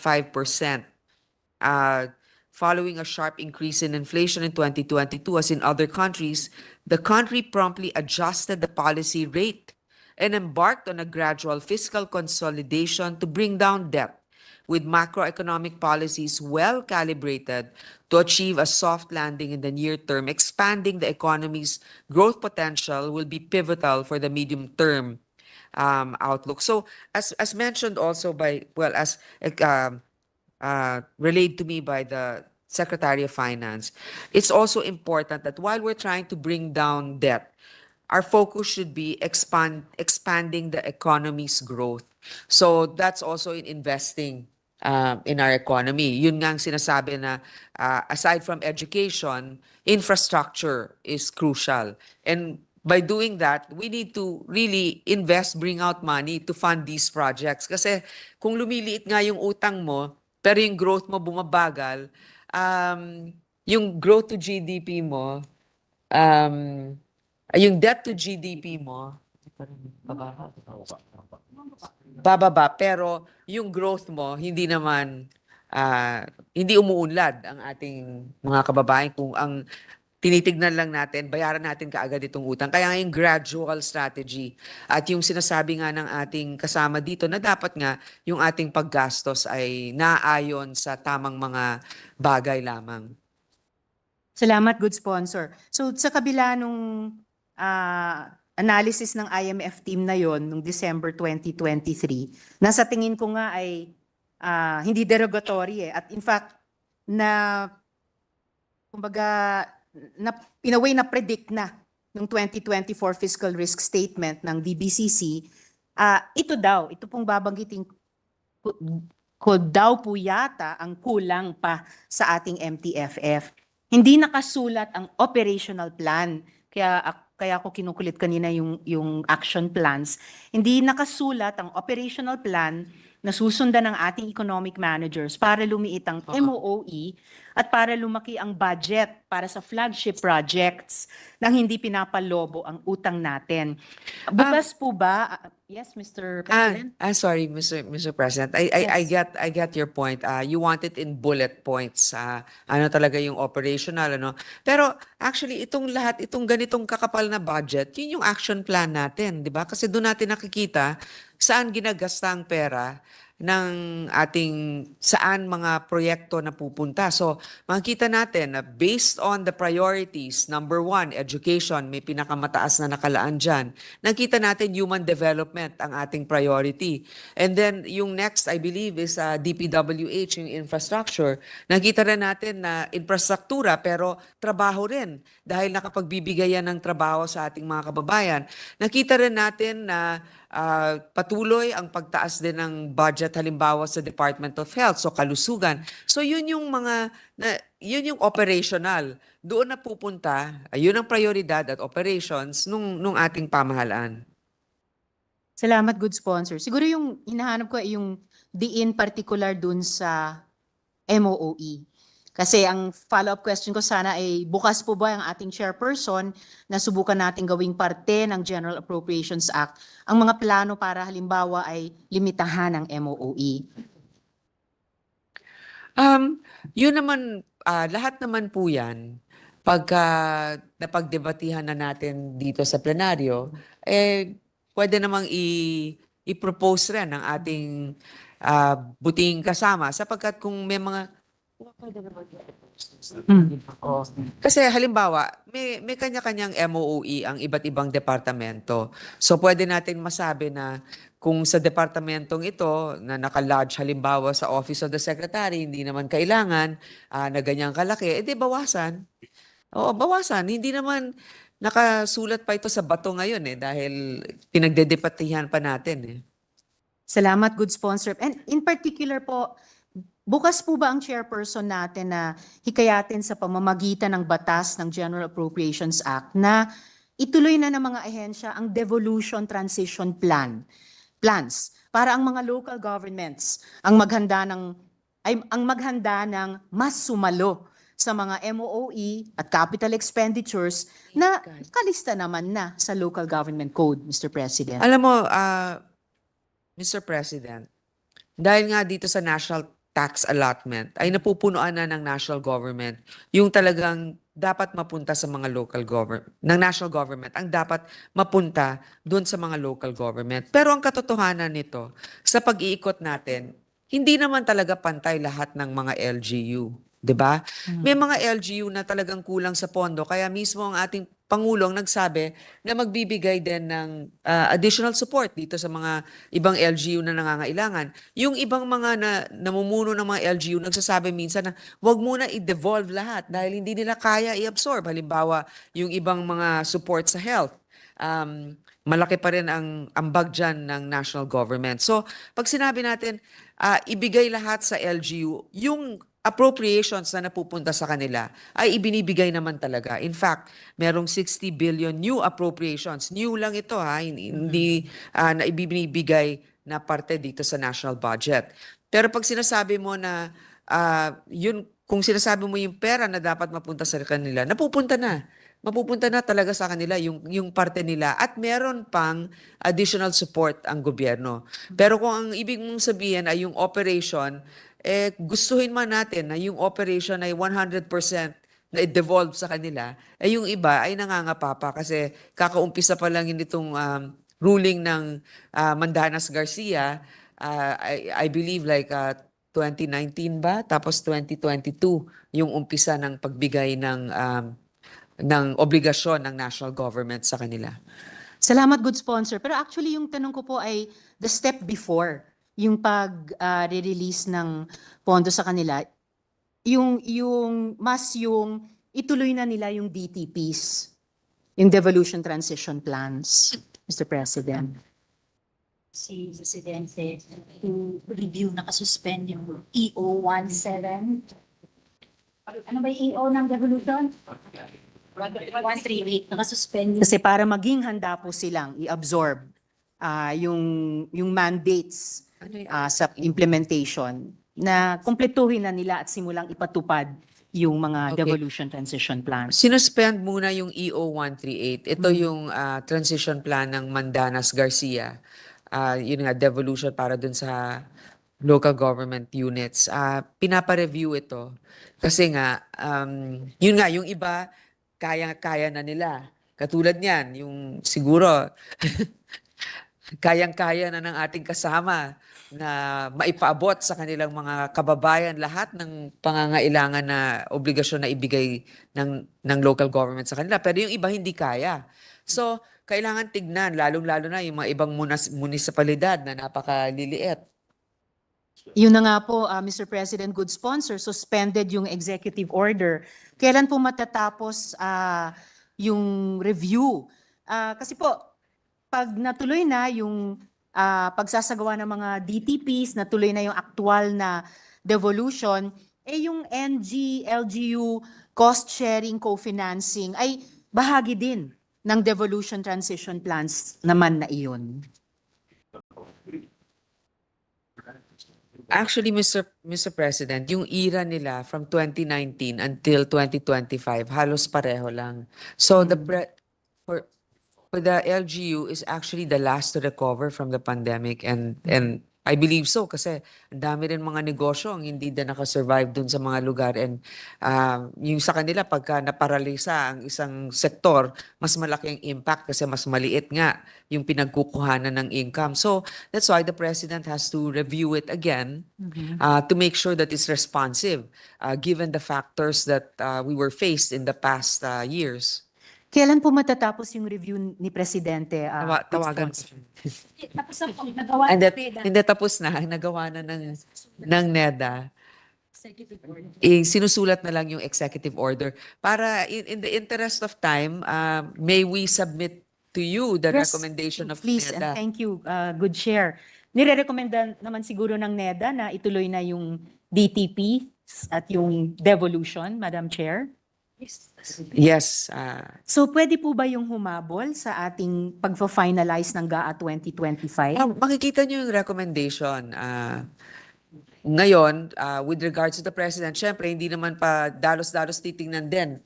Hindi naman natin masasabi kung mapipirmahan kaagad ito bago matapos ang ating deliberasyon. Pero more or less, basing it on the recommendation of NEDA, it's also good that it's before the budget is completed. Exactly. So you can make your recommendation to NEDA to submit that as an annex to what they're giving the president based on what you're seeing in the GAA proposal. Will do, Madam Chair. Salamat po. And after all, mayroon tayong mga 7 linggo pa para ma-finalize yung GAA 2025. Baka gustuhin naman ni Presidente sa posibleng encouragement ng DBCC, yun na nga po, na makapagdesisyon sila dito sa rekomendasyon ng NEDA tungkol sa executive order kaugnay ng transition development plans para pwedeng salaminin ng GAA 2025 kung harinawa maging desisyon nilang paborable dyan, Madam Chair. And at the proper time, Madam Chair, ay ihahain ko po ang ilang panukala para sa general provisions na kontrolin ang paglobo ng utang ng bansa. This is noted. Thank you, Mr. President. We will look forward to it. Salamat, Madam Chair. At bilang pangwakas na maikling manifestasyon, Mr. President, kailangan po natin ng buffers, kailangan tayong magtipid, kailangan natin ang tulong ng LGUs, and we have to do more with less dahil maraming maaring mangyari bukas makalawa. Maaring wag naman sana pero maari daw bumalik ang COVID, sabi ng fiscal risk statement ng DBCC. As we speak, lumalaki at dumadalas ang mga kalamidad. Pero maaari ding maapektuhan ng teknolohiya ang dating palaki ng palaking kinikitang dolyar ng ating BPO sector. At baka dahil dito ay itaas palalo ng Bangko Sentral ang interest rates para hindi mangyari ang devaluation at ang kakambal nitong pagmahal ng mga imported na bilihin. Mahalaga po na kung pwede naman at kaya naman, gamitin na natin ang general provisions para ang ambisyon natin na lumago ang ekonomiya, dumami ang trabaho, at maging handa tayo sa mga makabagong uri na kalamidad ay magagawa natin nang hindi lumolobo ang utang ng bansa. Maraming salamat, good sponsor, at Mr. President. Yun lamang po ang mga tanong ko para sa DBCC. Thank you, Mr. President. We appreciate all the inputs of our colleague, Senator Risa. In fact, I know for a fact that she has the good interests of our country at heart. So we will endeavor to include all of her recommendations, although, of course, all of this is also dependent on the decision of the body as a whole. But we will give you the submissions we promised, Senator Risa. Thank you, Mr. President. Thank you, Bef- Senator Grace, Majority be- Leader. Before we go to the next interpellation, can we have a health break for a moment? I think it's always good to stretch out a little I bit. just arrived. Okay. 1 minute Suspended. suspension. No, no. I, I know. Okay, whatever. Mr. President, next to interpellate would be the Honorable Nancy Binay. The next interpellator. The next mayor of Makati is recognized, Senator Binay. Ayaw pa sabihin eh. Thank you, Mr. President. Mr. President, sa taong pong ito, pinadama sa atin ang impact ng extreme weather conditions na dulot ng climate change. Malawakang pagbaha ang dinulot ng 11 bagyo na tumama sa atin sa taong ito. Kasama na pa po dito yung mga monsoon rains. Base sa situation reports ng NDRRMC, mahigit 5 milyong pamilya ang naapektuhan ng mga bagyo sa taong ito at 248,991 na bahay naman ang mga nasira. Umaabot po sa 14 billion ang damage sa ating agrikultura at halos 17 billion sa infrastructure. Under the current year, the total available appropriations for the NDRRM fund is 22.735 billion. Of the amount, 82% or 18.814 billion ang na-release na. As of September, 3.921 billion na lang ang nasa DBM. Mr. President, maaari po bang magbigay ng update tungkol sa mga pinondohan ng more or less 18 billion na NDRRM fund sa kasalukuyang taon?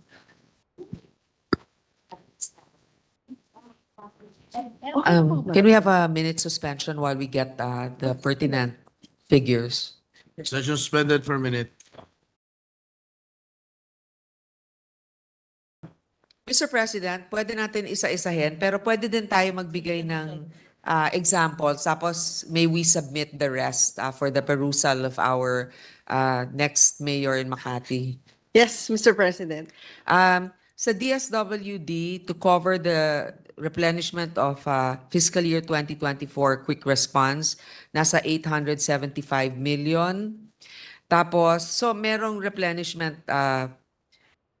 category. Tapos, meron din to cover the funding requirements for the implementation of various calamity-related projects in the province of Cagayan, Typhoon Egay, which were damaged in 2023, 408 million. Rehabilitation, tapos meron naman sa Typhoon Paeng, unrest of Mayon volcano, in April 1, 2024, nag-release ng 1.3 billion. Tapos meron din sa Typhoon Dodong naman sa Tarlac, 861 million.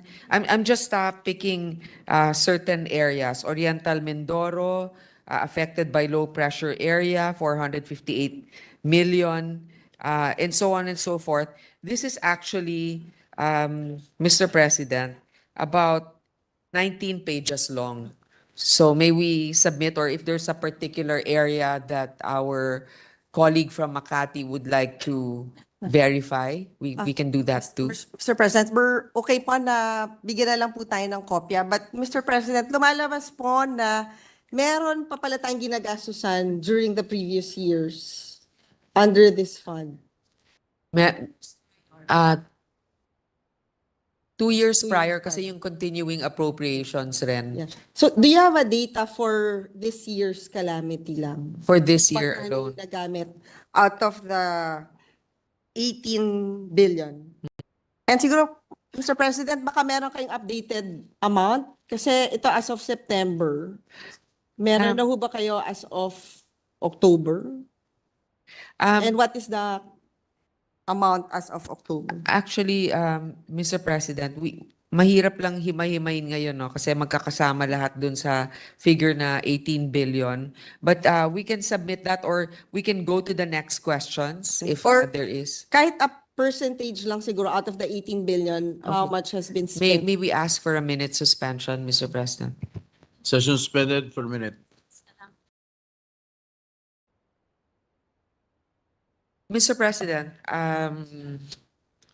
sa ngayon, ang na-release na for this year alone, kasi meron yung mga parang 2 billion yung continuing appropriations. Ibig sabihin, those are for the last calamities. It's about Maraming mga QRF is 11 points. Sana namin sa mga Oo, hindi ko bigyan ng 14 14.7 billion for this year.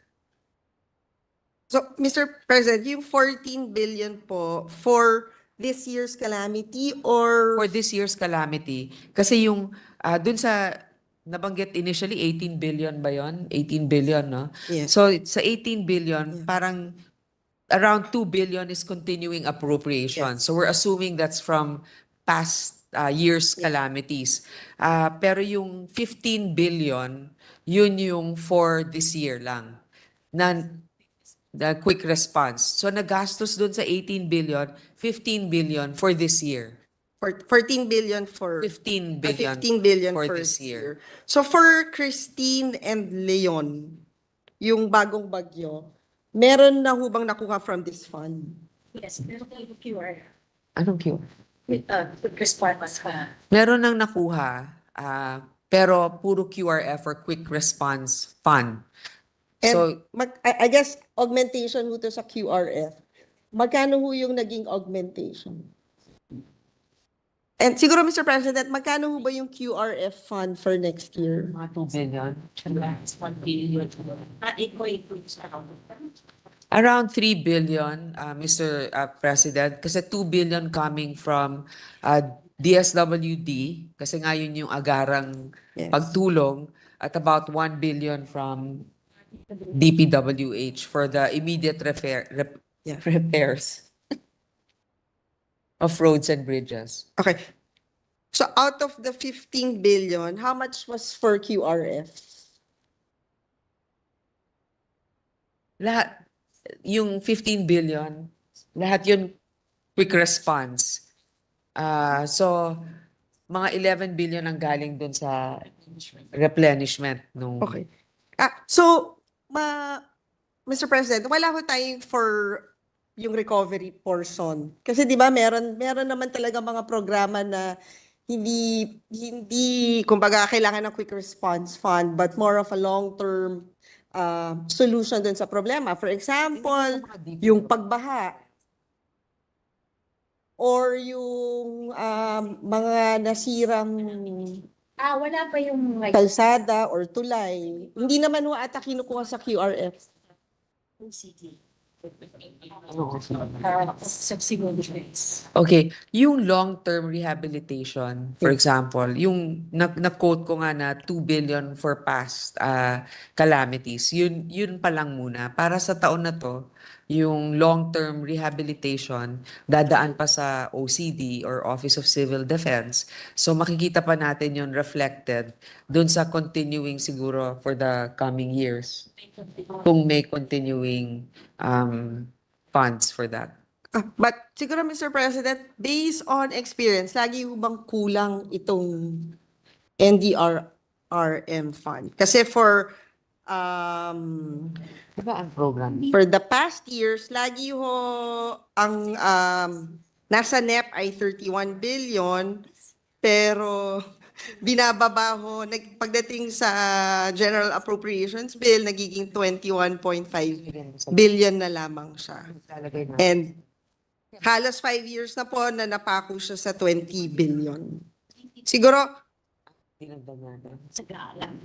ano ho ba yung naging basihan for the 31 billion under the NEP? Sa ngayon, 39. Always 39. Ay, as na ba? ano, 21 per month. Yeah. Net, ano, 31 ang net per one. NPRRF. For this coming year, 31 billion. Palaging 31 billion yung sa NEP natin. Yeah. Kasi ngayon, parang 200 million na lang yung natitira Yeah. for this year. Yes, Mr. President, 31 billion yung NEP, pero based on, well, 5 years na po, napapako na siya sa 20 billion pagdating sa General Appropriations Bill. Tama po ba? Tama. Yes. Mga 20, oh. And sapat na ho ba yung 21 billion? Pwede naman dagdagan. This year, Nung this year po, previous years, kasi may continuing. okay lang kasi meron parang continuing appropriations na 2 billion for this year na galing from last time. So ngayon, hindi na talaga. 200 na lang yung natitira. So kailangan, So for this year, wala nang continuing 200 million na lang. 200 million So na kailangan lang. natin dagdagan at least. Kung dati ang continuing may 2 billion, siguro at least additional 2 billion dun sa traditionally na ilalagay natin sa GAA. And Mr. President, siguro it's also safe to assume dahil itong bagyong Christine na talagang ang laki nung pinsala na nagawa niya, hindi ito na program sa budget kasi nga nangyari just a month ago, di ba? So, siguro, ano yung plano ngayon para dun sa recovery and rehabilitation netong mga tinamaan ng Christine at Leon, and hopefully meron pa tayong more or less 1.5 months na hindi ho natin alam. Well, in fact, may padating nga ngayon na bagyo kung paano maa-address yung recovery and rehabilitation nitong mga naapektuhan ng disaster for next year. Yung recovery and rehabilitation can be charged to next year's NDRM budget. Pero siguro I also share the concern of my colleague na because nga as opposed to past years, this year ang carry over na lang about 200 million, baka kailangan natin dagdagan ang budget ng NDRM compared to what was given in the past. Kasi nga, as you mentioned, Mr. President, hindi taken into account while the budget was being drafted, recent scale of devastation that was experienced recently. And siguro, Mr. President, Type. iba yung NDRRM fund, bahagi din ito yung pre-disaster activities. Kasama ba dito yung pag-procure ng mga equipments? For example, yung mga helicopters na multi-use na kayang mag-rescue yung mga nandun sa ibabaw ng mga bubong ng bahay nila na alam natin, for example, yung ating minority floor leader sa Marikina, parang ilang beses na nangyayari sa kanila. Kasama ba yun dun sa ginagastusan as part of the pre-disaster activities ng NDRRM fund? Usually pag mga ganon, kasama na yun sa regular budget kasi maybe that's lodged. I mean, I'm just assuming it's probably lodged in mga AFP or the Coast Guard or even the PNP or Office of Civil Defense kasi yun nga, pagdating na sa mga helicopter, may mga ibang specified requirements that it also can be used in other operations. So para makatipid, hindi lang naman NDRRM, pwede rin for national security purposes. Yeah, parang ano siya, Mr. President, siguro mas maganda yung pag-procure natin ng equipments under ng DND, yung multi-use na, yung pwede siya for defense, pwede siya for rescue efforts. May ganun ho bang, kumbagang multi-use pagbili dun sa mga equipments I think for next year? meron naman, I think, kasi pagdating naman sa mga AFP, ginagamit din naman natin or yung o kaya ng Coast Guard yung mga gamit nila pag nagkakaroon ng emergency, lalo na yung sa mga baha, nagkakaroon ng search and rescue operations, tumutulong naman din yung Office of Civil Defense. So, meron talagang multi-use factor. Pwede rin mag-donate siguro yung mga malalaking syudad para sa search para sa mga equipment na gano'n. Yeah, yun lang siguro, Mr. President, na alam naman po natin na yung problema ng climate change, kumbaga, palala yung problema natin sa disaster. And siguro at the proper time, our chairperson would find additional funding pagdating dito sa disaster preparedness. And pagdating din ho sa recovery and rehabilitation, lalong-lalo na ng mga naapektuhan ho ng bagyong Christine. Yun lang po, Mr. President. Thank you. Thank you, Mr. President. I would like to thank our colleague from the city of Makati. We look forward to her leadership, even outside the Senate. But I would also like to manifest my agreement that we also have to put some contingency funding for the NDRRMM because of the recent low reserves that they have, which is already 200 million. Thank you, Mr. President. Thank you, Senator Gray, Senator Nancy. Yes, Majority Leader. Yes, Mr. President, next to interpolate our sponsor is Senator Joel Villanueva. I move that he be recognized. Senator Villanueva is recognized. Thank you, Mr. President. Thank you, Majority Leader.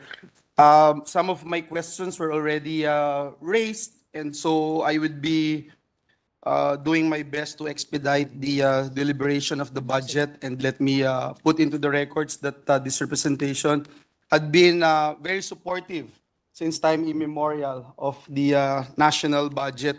But there are some issues that we would like to again raise in this August chamber, as we have been consistently raising some of these issues, Mr. President. I will no longer touch on the national debt.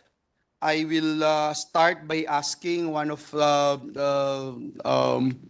closest issue to this representation. Mr. Chairman, Mr. President, since 2017, we have been raising the issue of unfilled positions in government and the increasing number of job orders, contract of service workers in government. Bilang alam po natin na pinakamalaking employer sa bansa ay ang pamahalaan.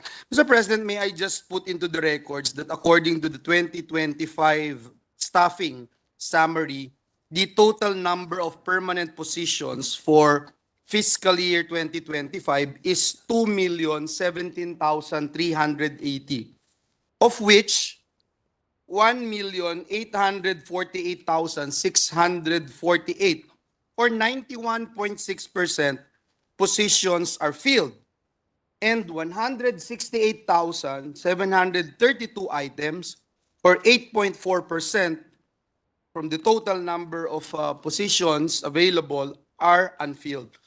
And in contrast, Mr. President, the unfilled positions constitute 8.54% of the total number of permanent positions. So kung titignan niyo po, Mr. President, yung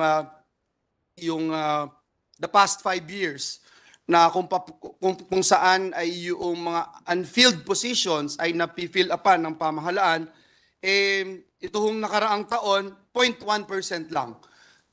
In fact, we have been saying this for quite some time, 1 out of 10 positions in government are still unfilled. So may we know, Mr. President, kung meron man nagbago, baka pwedeng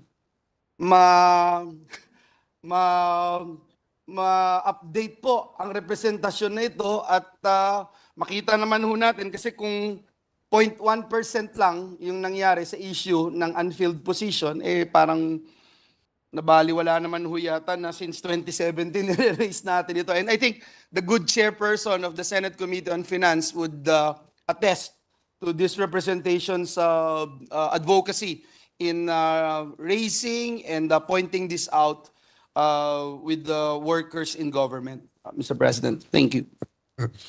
Yes, Mr. President, I know that our good colleague from the great province of Bulacan has always had this advocacy for workers and trying to eliminate the permanent job order status.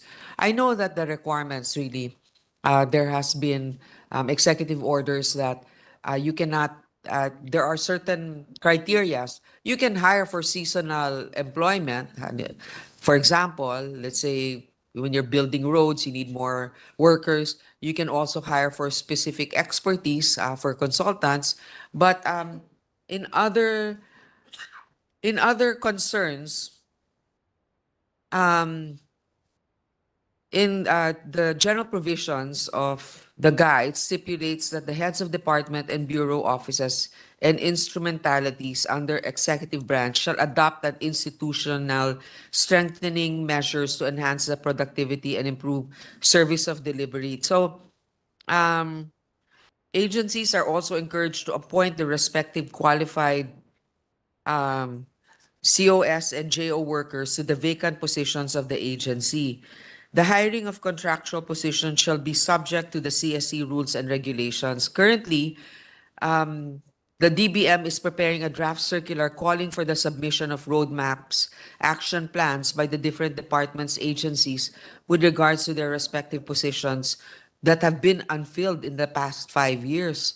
To clarify, those positions that have been vacant for the past 5 years will not be automatically abolished. Instead, said circular to be issued will stipulate the procedural guidelines on how its implementation, which will include, among others, the review to be conducted by departments, agencies of their organizational structure, and existing positions in order for them to determine the necessary modifications to be included in their respective roadmaps. So agencies that fail to submit the roadmap, action plan, and report prescribed deadline will be subject to a mandatory position audit. Anong deadline ito?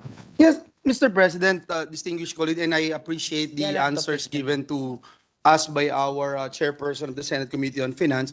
Mr. President, I'll go later on the issue of job orders and contract of service. In fact, in the committee hearings, we asked for the submission of these documents. In fact, we were able to get the documents submitted by DBM, documents coming from different agencies of the government. While I'm still on the issue of unfilled and filled positions, may I just ask perhaps one last time, Mr. President, how many unfilled positions are still available in the government sector, Mr. President? To date, probably the latest figures that we have, do we still have 168,000? Yes, So 168. 168,732 items, still the figures that we are looking at. Thank you, Mr. President, distinguished colleague. Mr. President, let me also find out the status requests of various agencies for reorganization and reclassification of positions. I'd like to raise this question because even during the time, Mr. President, that I was at the helm of Technical Education Skills Development Authority, we have had several instances that a government employee has been contract of service or job order for 8 years, Mr. President, 9 years, or even 10 years, Mr. President.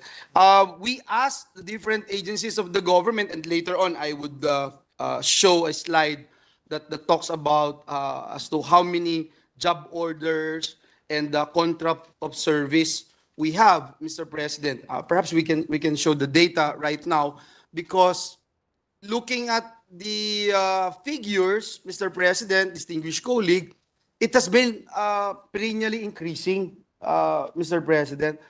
Unfortunately, despite the fact that almost every year, in every committee hearings, plenary deliberations, we have been raising this particular issue. For example, in 2021, from 449,000 job orders, naging 493,000 noong 2022.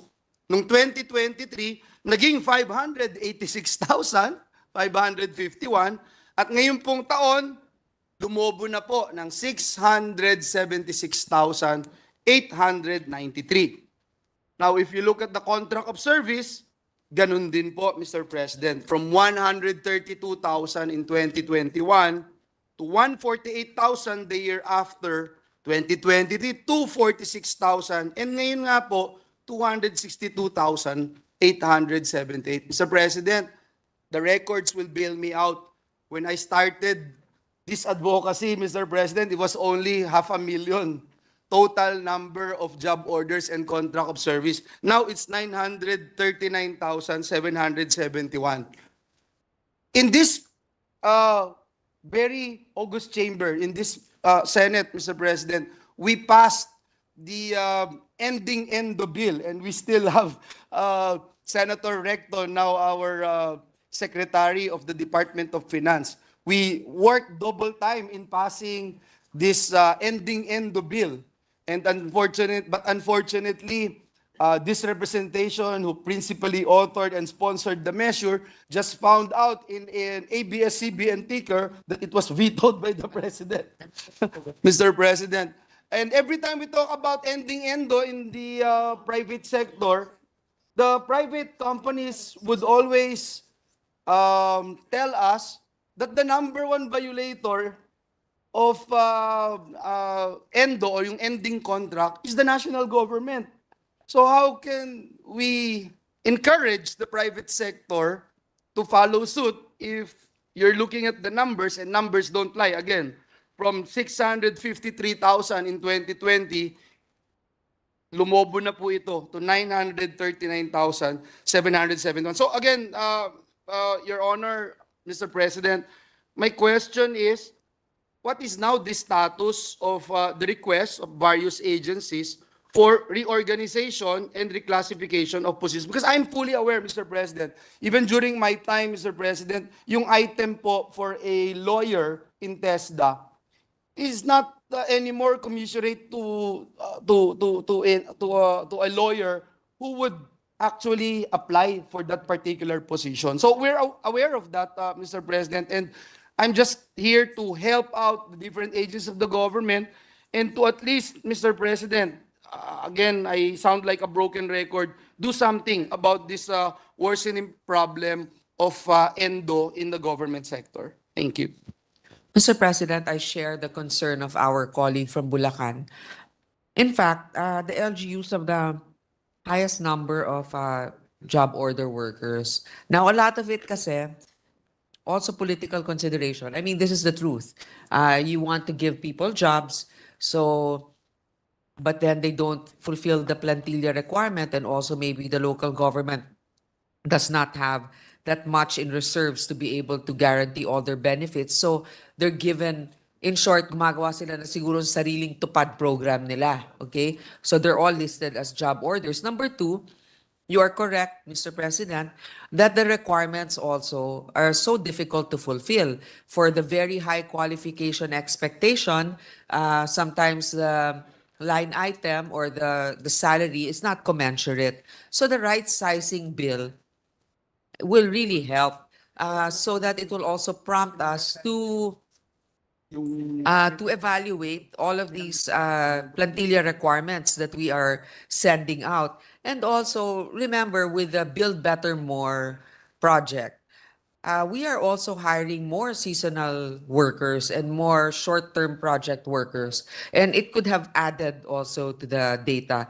It's not an excuse. Whether or not it's a high or low number, we should really endeavor to make sure that there are more permanent positions if the government can afford to absorb them. Yeah. Mr. President, I will go later in that particular topic of categories when you talk about employment status of our kababayans, especially in government. Mr. President, may I just find out if there are requests from various agencies to reorganize and reclassify their positions, lodged in perhaps DBM, if I'm not mistaken. Is that it? So, Meron. what's now the status, Mr. President, of this request? Because I feel that this would also help in filling up the unfilled positions and at the same time to lower the ballooning number of job orders and contract of service. Do we have a timeline, for instance, or how many?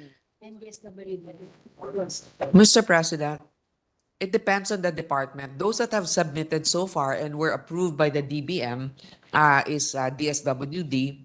No surprise there. They have a very good secretary. And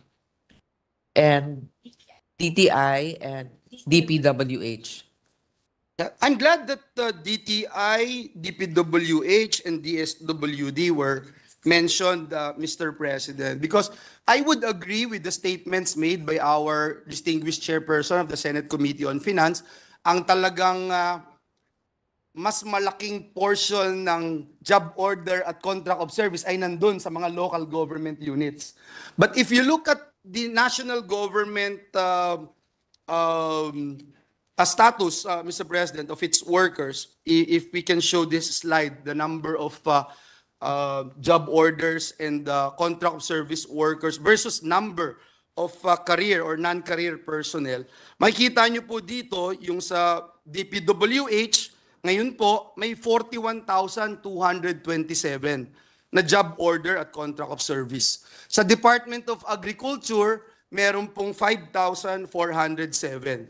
Sa Department of Science and Technology, 1,209. DTI, 2,141. DSWD, 22,412. So, hindi din po siguro tama na sabihin na LGU lang ang violator ng ending-endo. Because if you look at these figures, Mr. President, distinguished colleague, malaki po yung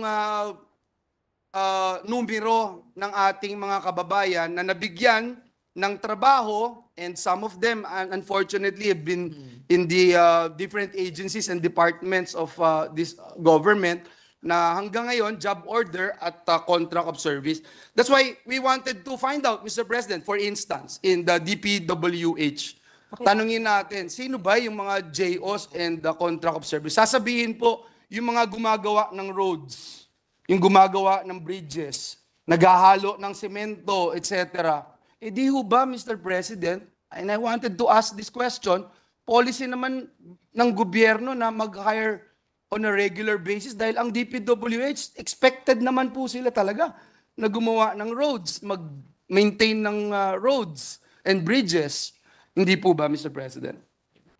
Mr. President, pag in-add mo naman lahat yan, no, doon sa total na 900,000, Yes. maliit nga yung, marami, pero yun nga, makikita mo talaga na yung bulk LGU. Hindi naman natin sinasabi LGU lang ang may problema. Totoo po, na kailangan sa DPWH ang mga nagme-maintain ng karsada, ganyan. Pero alam naman natin na ang nangyayari ay pag may malaking proyekto, doon talaga dagsaan ang mga ilalagay ng mga tao. Now, you cannot hire them permanently because when you do the maintenance, it's better to hire from the local DPWH office kasi nandun na sila. Ibig na itatransport sila sa iba't ibang lugar. So it's really very limited once you already construct the infrastructure project. That's why it balloons to that much and then later on it contracts. So the total actually for those departments, it's about 72,398 of the total job orders and contract of service workers for the national government, 72,000 out of 900,000. Thank you, Mr. President. I also agree that the bulk of JOs and the contract of service nandun po sa LGUs, but we feel na it is important that the national government would do something in helping our job orders and contract of service workers qualified for appointment to regular positions, considering that right now, as mentioned earlier, there are 168,732 items that are still unfilled. So I hope that we're clear on that, and that the national government, especially our friends from the economic team would look into this if we wanted to really take this seriously as a worsening problem, Mr. President. Thank you. Kamusta? Nahanap ka? Let me go to another topic, Mr. President, and this is the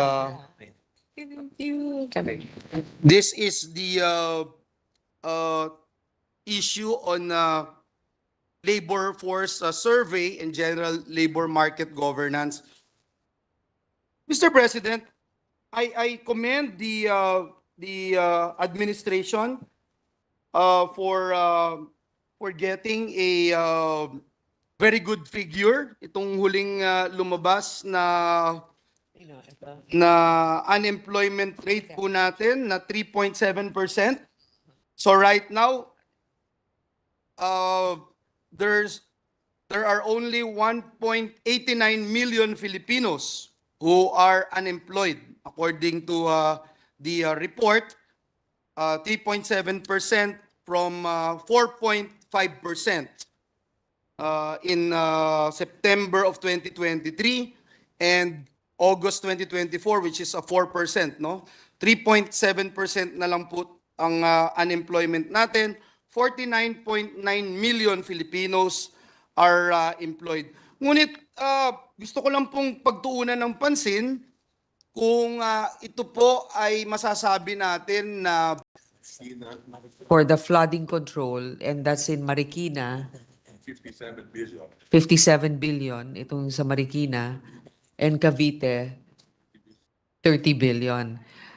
I'm sorry, Mr. President, in Cavite and Marikina, with yung Las Piñas daw, wala. JICA funded. Yung Cavite, Mr. President, how much? And sa Marikina, sorry. Marikina, 60 billion. 30 billion. And then in Cavite, magkano? Cavite, 20 billion. 20. There's an existing Okay. project, but we are adding 27 billion to address the issue of resilient. Okay, so there are existing projects in Cavite, but we're adding 27 billion more for flood mitigation. Hindi kaya magkagulo yung mga ibang It's to improve the design. to improve the design. Okay, so this is the JICA project. This is for Cavite. Now in Marikina, additional din yan. 57.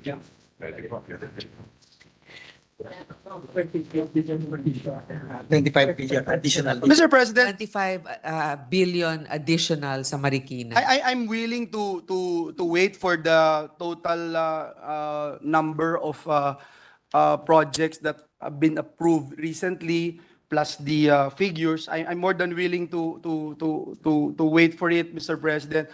My only point, Mr. President, is that if you look at this figure, Mr. President, 0.7% lang ng ginagastos natin na 1.44 billion pesos a day ang napupunta doon sa foreign assisted project na kinukonsider natin na big item projects, Mr. President.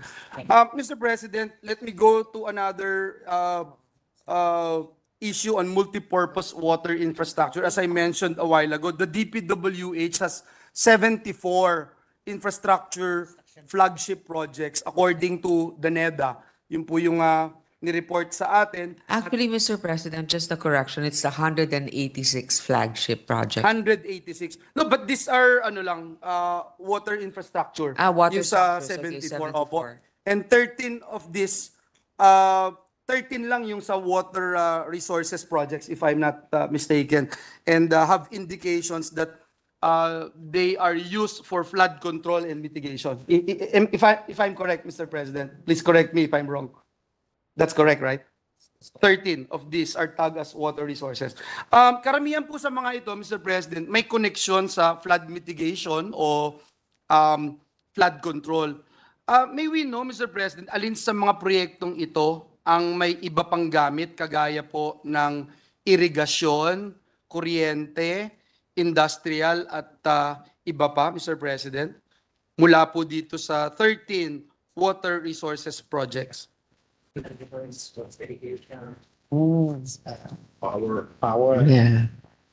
Irrigation, power, industrial. Actually, the one in Iloilo, always Halur. yeah, the great province of Iloilo.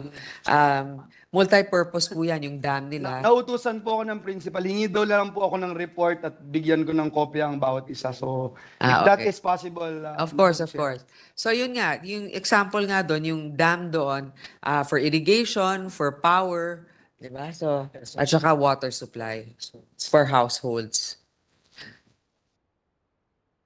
Sige po, para mas mapadali, hintayin na lang po namin na Mr. President. Ayan po yung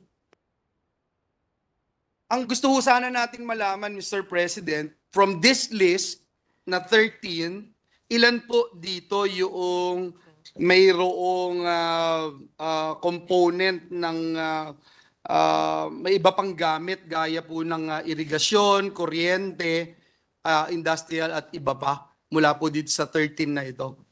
And I will give a copy to our principal, Senator Villar. Thank you.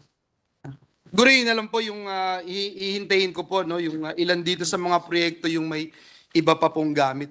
One last thing, Mr. President, gusto kong itanong, Mr. President, kasi pinag-usapan po natin yung flood foreign assisted projects. Inisa-isa ko yung mga saro nitong mga nakaraang araw. Parang 800 pages po yun, Mr. President. At napag-alaman ko po, for example, ito po sa flood mitigation related FAPs na pinondohan under the unprogrammed funds. Gusto natin malaman ano yung details nitong mga foreign assisted projects that have been allotted additional funds under the latest Special Allotment Release Order or SARO for DPWH. Kasi if I may show you a slide, Mr. President, ito po yung narilisan ng unprogrammed funds, no, dito sa ating mga flood foreign assisted projects. So makita po natin diyan, for example, nung June 6, yung SARO BMBA 24004246. Yan po, June 6 of 2024. Nakalagay po dyan, to cover the first and second quarter GOP counterpart requirements of the Panay Guimaras Negros Island Bridges project. Yung SARO BMBA 2400148804 as of September 17, 2024, 201 million. Kinover po niya yung loan proceeds requirement for the implementation of the Metro Manila Bridges Project, ADB loan po ito. At yung September 17, 2024, sa nagkakalagang 153.436 million, SARO number BMBA 2400148802, ay kino-cover naman po nito yung third and fourth quarter na GOP counterpart requirements ng Panay Island Bridges Project. Ito pong dalawa na nasa itaas at nasa ibaba, 10 billion po at 11 billion. Pero dito po, wala akong nakalagay. Ang nakalagay lang po to cover the first and second quarter counterpart requirements of various foreign assisted projects. Saan po ito, Mr. President? At ano yung description to? Bakit wala po dito, Mr. President? That's a very good question. Even I'm curious. Let me wait for the explanation of the DBM. Sorry.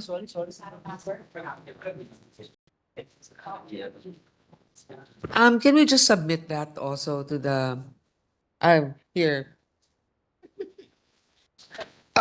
Yeah, Mr. President, I don't mind na may submit, Mr. President, but may we just be enlightened whether or not these funds that were released under unprogrammed funds ay parte ng foreign assisted project na tumutukoy sa problema natin sa pagbaha o ito'y parte ng flood control project, Mr. President. Mr. President, what I have initially here, for example, is the Davao Bypass Construction Package, JICA PH 273. Meron din ditong Philippines-Korea Project Preparation, Output of Roads and Bridges, Dalton Pass Alignment, JICA. So ito lahat yung... But it's not flood control, Mr. President.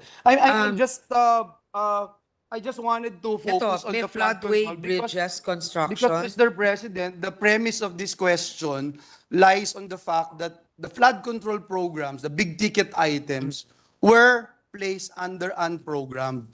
Yun yung basis nitong question na ito, Mr. President. That's why we are wanting na to see itong breakdown, but it's okay, Mr. President. I will wait for it as a lot of our colleagues are also interested in looking for this list. And I will no longer belabor the question, Mr. President. I will just wait for the submission, Mr. President, to find out yung tinatanong natin, yung details ng tinatanong po natin. And Meron mga integrated disaster risk reduction adaptations na kasama may mga water projects, but ma'am, yan- is it part of the 10 billion or the 11 billion? actually it's part of a bigger pie. So I think that DBM So it's has to- more than the Yeah. the figures that we are I showing. think, I don't think we are directly asking your answering your question, to be honest. And I think this is something that DBM has to clarify because the total 11 billion and 10 billion, parang hindi ko nakikita dito exactly. So I don't know if they're lumped That's together. the reason, Mr. President. Oo. That's the reason why I flash on screen the number of SARO, Mr. President. Meron ditong 11,709. Yan ba yon? Hindi iba rin eh. The- So, Anyway, Mr. President, we'll wait for the list, Mr. President. We're willing to wait. And again, the premise of this representation's question is based on the fact that big ticket items that were supposed to address the problem of flooding in the country were placed under program, Mr. President. So I hope that we can do something about it kasi mahirap umuwi ng Bulacan tuwing umuulan at bumabaha. At tingin ko yung mga kababayan natin ayaw na po ng relief goods, Mr. President. Ang gusto nila talaga solusyon. open yung exact Kaya, na yan. salamat po, Mr. President. That would be my last question. And I'd like to thank our distinguished colleague, the chairperson of the Senate Committee on Finance, for patiently answering these representations questions. Maraming salamat, Ginoong Pangulo. Thank you, Mr. President. Thank you, Senator Villanueva. Thank you, Senator Grace. Majority Leader. Mr. President, next to interpolate would be Senator Amy Marcos. Senator Amy Marcos, Super Ate is recognized. Ay, consumisyon. Yes, thank you very much, Mr. President, and the good chairwoman of the Finance Committee of the Senate. My first query would be that, given that inflation for October was recorded at 2.3, well within the desired 2.4 target band of the BSP, rice inflation nevertheless accelerated from 5.7 to 9.6 the previous month, despite the implementation of the lower rice tariffs from 35 to 15% August 2024. So when will the NEDA board conduct its review of the rice tariff under the comprehensive tariff program for 2024 to 2028? Given that clearly the rice inflation, headline inflation continues at record pace. We're already at 15%. Ibabagsak pa natin sa zero po. Okay. They are going to submit to the president within the end of the month the report on the effects of the EO and a recommendation therein. Okay, we look forward to that. In the meantime, perhaps our economists can explain why rice inflation accelerated instead of decelerated in the previous month. Why so? Yung tigas na tugal rush. Wala na po tayong ibabagsak, nasa 15% na lang po. Sa inflation pa lang muli. Kung yan lang ang tanging solusyon natin, mukhang hindi uubra eh. Mr. President, supposedly last year, there was actually a price cap imposed by the That's government. correct. Which also didn't work. But it was lower than it is now. I mean, the inflation. Yes, as a result, however, we all know that there was no rice available and traders were holding on to their warehouse supply and all sorts of artificial shortages were occurring throughout the country. But it's not expected. Well, according to the NEDA secretary, the inflation right now is just a blip, and for the rice in particular, and they expect it Promise to go ka? lower. It's almost double po. Siya It's a promise kapitbahay daw. ko po yan sa Batak, Ilocos Norte. Because October 2022, It's a major blip po, halos doble. Kasi Yung noong 5% na mamayagpag sa 9.6. October 23 daw, sobrang bagsak yung presyo ng rice dahil sa price cap. Ano ito last year? Parang hindi yata. So base effect daw. Okay, but I don't think that's quite the truth. In the meantime, given that we can't seem to look forward to a better rice prices, nor can we be assured that there are any other solutions aside from artificially set price ceilings and very little wiggle room in 15% tariff rates. The other issue is how much is the projected tariff loss for the implementation of the lower rice tariff? Huh. I think the BOC has released estimates for the revenue loss, and I'd like to hear what those rates are assumed to be. Kasi maliban sa bumagsak na nga yung taripa, Tumaas pa ang yung presyo. problema, tumaas pa rin ang inflation, at sa kabila nun, lugi pa tayo, bagsak din ang koleksyon. Kaya si Secretary Recto, hindi matutuwa niyan. Kita natin, ang laki-laki ng binagsak o babagsak ng ating koleksyon ayon sa ating BOC. Magkano kaya ang revenue loss natin? Magkano? Anticipated under the new regime of 15%? Nasa 16 plus na eh. Ang nabasa ko po sa dyaryo, mula sa 28.477 billion, ang revenue loss natin, 16.344 billion, nasa 12.103 billion. Menos pa sa kalahati ito, mukhang 1/3 na lang matitira. Tama ba to? Di wala na tayong pamumudnot sa ating mga magsasaka. Di na nga nila mabenta, wala pa silang maaasahang tulong. So we lose about 20 billion, 10 billion for the first 6 months, 9 billion for the first 6 months. 9B, first Yeah. 6 months. For a year, it's about 20 billion. 20 billion, it's getting bigger and bigger po. Nag-umpisa tayo sa 15B, nasa 16 and a half nung nakaraan. Ngayon na 20 billion na. Palaki ng palaki po to.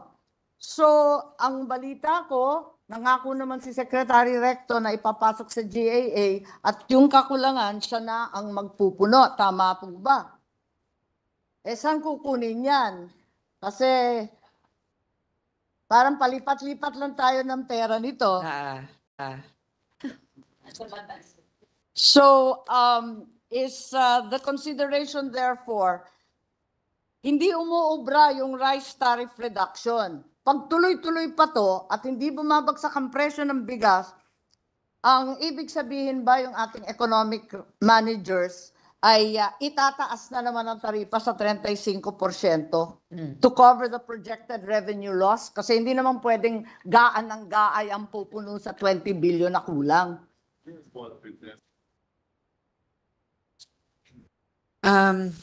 Well, I guess the major plan is really to talk to the traders to make sure that they pass on the benefits. Ang mahirap po, alam naman ng mga taga-Vietnam, taga-India, at sa kung saan-saan na nangangailangan tayo ng bigas. Kaya nagtataas din sila ng presyo. Sinasamantala tayo. Nakikita natin, pinapayaman natin yung mga magsasaka sa ibang bansa, samantalang kinakawawa yung magsasakang Pilipino. Tama po ba to? Hindi ba ikukonsidera ng ating mga economic managers na itaas na muli sa 35% at mapuno yung projected revenue loss?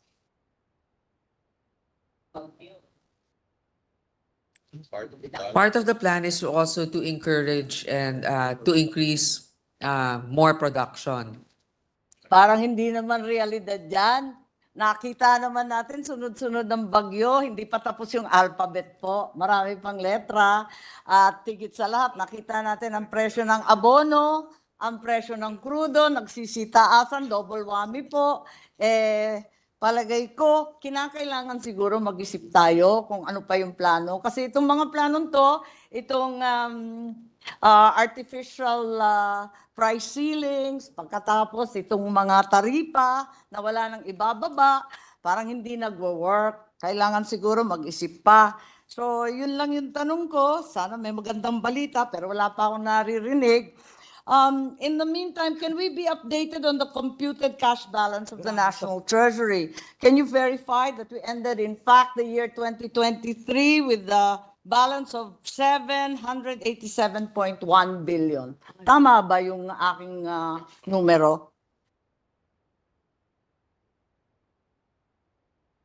Oh, I think you're adjusting for borrowing. So are we reading the same numbers po? Nakaka-nervous po to. Hindi natin alam kung magkano yung pera natin. Kinakabahan ako, ba't natatagalan? Dapat simpleng-simpleng tanong yun. As of end 2023. Yeah, more or less you are correct, Mr. Chair, about 700 plus Yes, 787.1 billion with a net change in cash position of 505.8 billion brought about by a borrowing of 1.875 trillion against a deficit of 970.2 billion. Is it safe to assume that the Treasury still has at least 1.2 trillion to fund the rest of 2024? Parang tama yun, di ba? Arithmetic lang po. So we have enough 1.2 trillion. Tama ba yung nabasa ko sa dyaryo? Press release po ninyo to. If it is a press release of Secretary Recto, it's infallible. It's ex cathedra. So in short, we can pay for our obligations for 2024, Mr. Chair. So is there already a projected cash balance for the end of this year, 2024? The projected cash balance of the National Treasury at the end of this year, since we're already right smack in the last quarter, siguro naman may projected cash balance na tayo at this point. What the previous finance secretary says in open session, we can provide you the numbers privately. Privately, so it will be an executive session or will be provided at a later juncture. It's just projected, hindi naman siya absolute. We will have a positive cash balance. We Okay. can submit that to you, Yes, so Mr. President. that being the case, may I proceed to another concern? The Bangko Sentral of ng Pilipinas sold 24.95 tons of gold on the first quarter, the first half of this year, according to the World Gold Council. Can we be updated on the total net sales of gold for this year? Given that we have enough money to fund our expenses, did the BSP sell more gold? Even after the 25 tons, almost. in the first half? Ano binili natin? How much gold have you actually sold? Wait, first we buying. So far, the total, Yes, as of July 2024 lang to, di ba? Ano to? 16 ano? Billion? Abala ang marami po sa atin, sa ating mga mamayan, pati ating mga bankero, pagkat ang ibang bansa bumibili ng ginto, bakit daw tayo biglang nagbabagsak at nagbebenta ng ginto? Eh samantalang sinabi po ninyo, sapat naman ang ating pera, bakit ba tayo nagbebenta ng katakot-takot? Binili natin. Oo. So far, Mr. Chair, for July 2024, 16,733 yung binili natin worth of gold. Ngayon, magkano yung binenta natin? Yes, we're aware Republic Act 7076 mandates all small miners to sell their gold first to the BSP. That's established by law. So we are saying that in terms of value, 16 billion was bought mid-year. In terms of weight, how much weight, how many tons of gold did we buy from local small and other local miners? In terms of weight daw. Value. Yung weight. Weight nitong 16 billion. Anong weight niya? 8.7 billion. Sige po, baka naman kailangan hanapin. Total, nasagot na rin in terms of value, nasa 16 billion. Later on, you can probably tell us in terms of weight. Ano? Okay, we're computing that based on the amount released so Tama. far. Sige po, but there's also been a question about the price at which we are buying gold. Marami rin nagtatanong Ano dyan. ba yung 2,000 something per ounce? Well, that's the world rate. The US dollar rate is at 2,754.27. But we need to ask how much did we But how spend? much did we buy from the local miners? Can we go back to the first question? How much did we sell? What's our total net sales for this year so far? Apparently, we sold 24.95 tons of gold in the first half. Pa tayo nun? Have we been selling since? Benta? Ay, yung... Magkano yung nabenta natin? Wala. Sa bayi. Hindi kayo binigyan. Wala. Hindi ko sure. Kaya nga napakaliit po nung ating sales. Kung tutuusin, binili lang natin 16 billion, pero yung binenta natin nasa 25 tons. Parang napakalaki naman yata. Can we be enlightened? Perhaps if you don't have the data on hand, maybe at least request that it be submitted shortly. Mr. President, it could also be a part of the reserve strategy of the central bank. So maraming ang binili na para sa reserve, but we will get a definitive answer. That would appear to be the opposite. Di ba baliktad yun? Kung nagre-reserve ka, nag-iipon ka, hindi ka nagbebenta.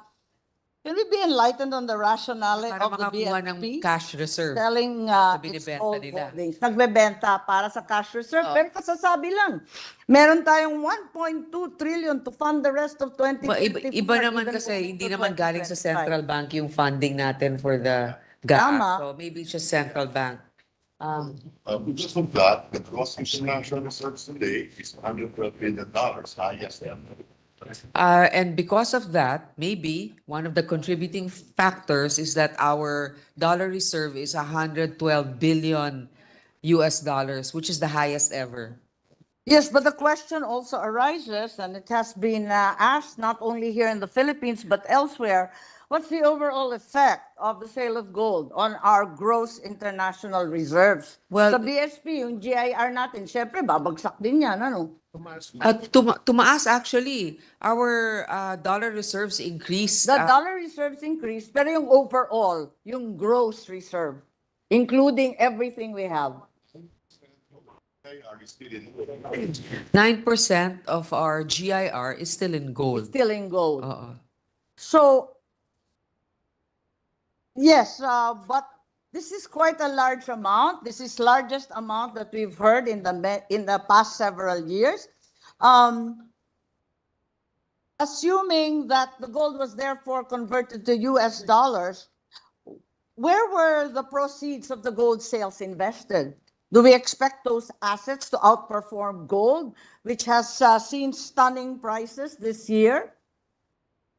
Actually, Mr. President, the reason why also part of the reserves were sold is because of the high demand and price of gold.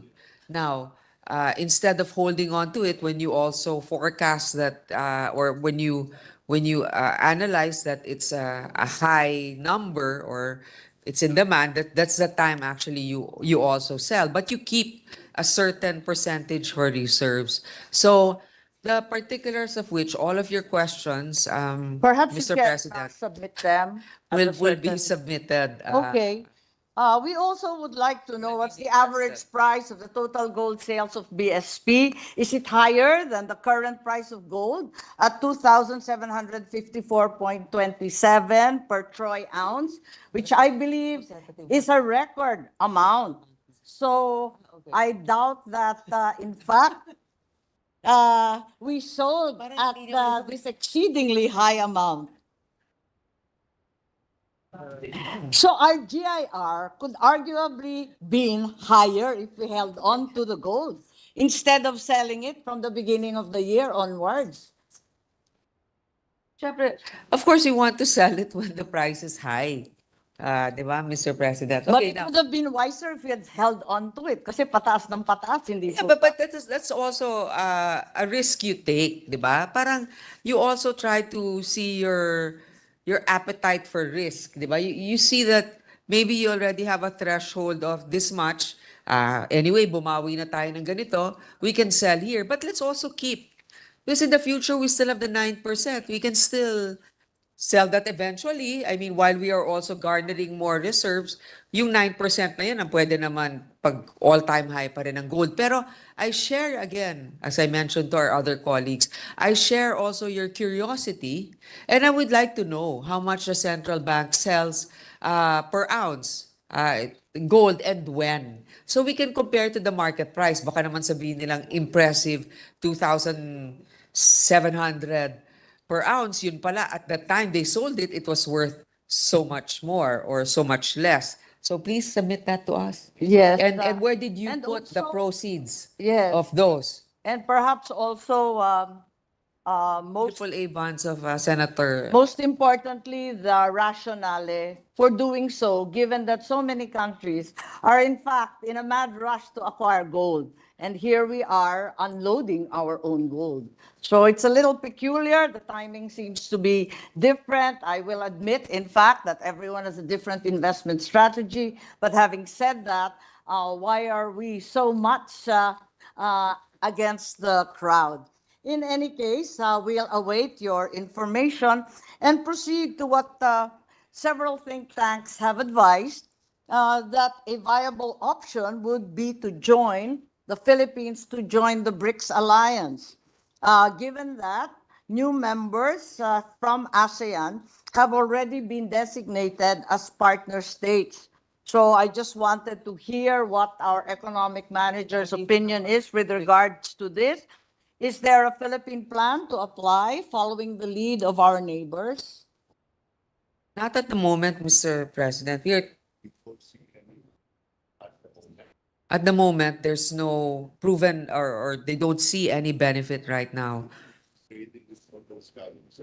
We are already trade partners with those countries. And also, I believe that I think it may trade also is be not conditional. a primary incentive to join the BRICS. It was to determine that there be an alternative currency and the lower cost of doing business and so on. Our Secretary of Finance thinks that a lot of study has to be done, but right now there are no immediate benefits that we see.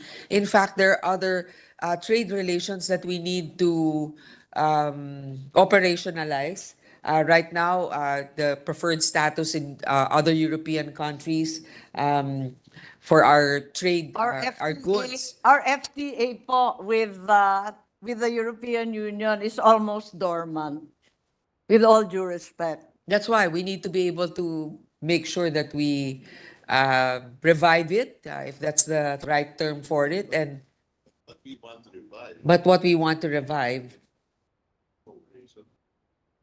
is our economic cooperation with China.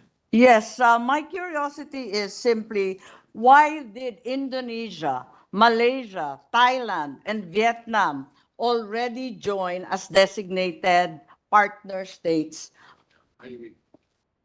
Are we saying that we are entirely different from Indonesia's kasama na per press release? Okay, I'm happy to be corrected.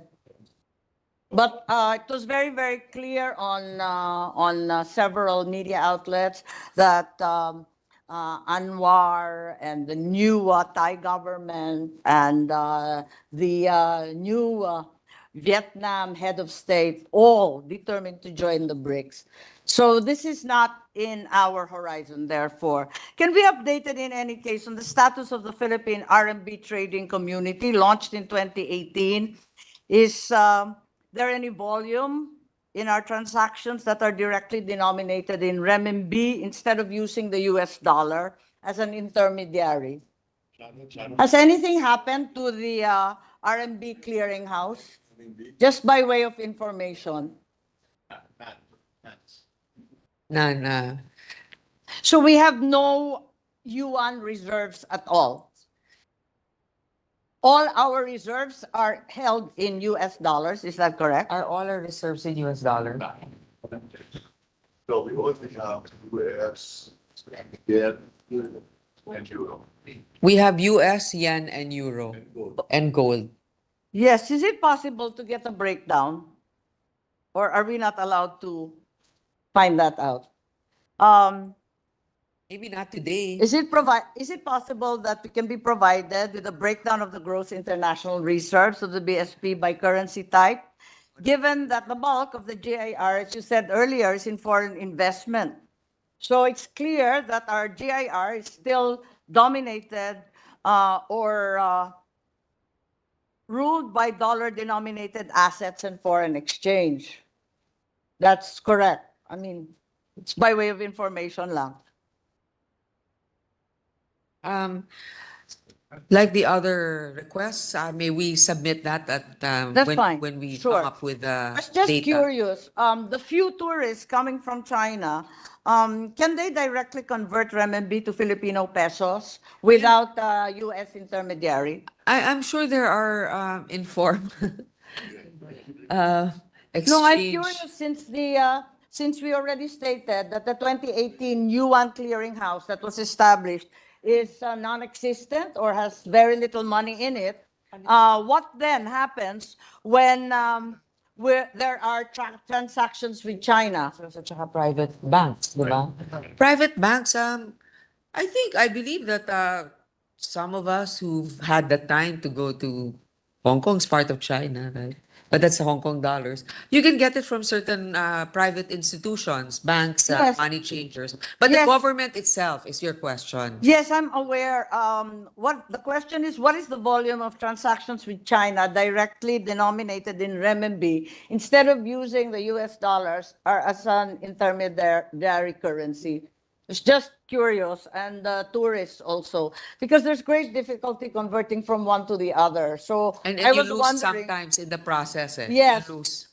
The friction cost is quite high, and hence, are there any steps by the BSP in order to lower cost of doing business from BRICS countries for lower transaction and friction costs? Actually, from my understanding also, Mr. President, some of our importers that buy from China, their suppliers also prefer a certain monetary exchange of using the US dollars. Yes. But of course, as you were saying, and I get the point, Mr. President, that sometimes it's better to use the currency directly so as to lessen devaluing in the exchange process. So, Kasi namumroblema rin ako sa pagkain. Lagi akong bumabagsak sa magsasaka sa pagkain. Napakaraming pagkain nanggagaling sa China, nanggagaling sa Malaysia, sa Thailand, nasa galing sa Vietnam.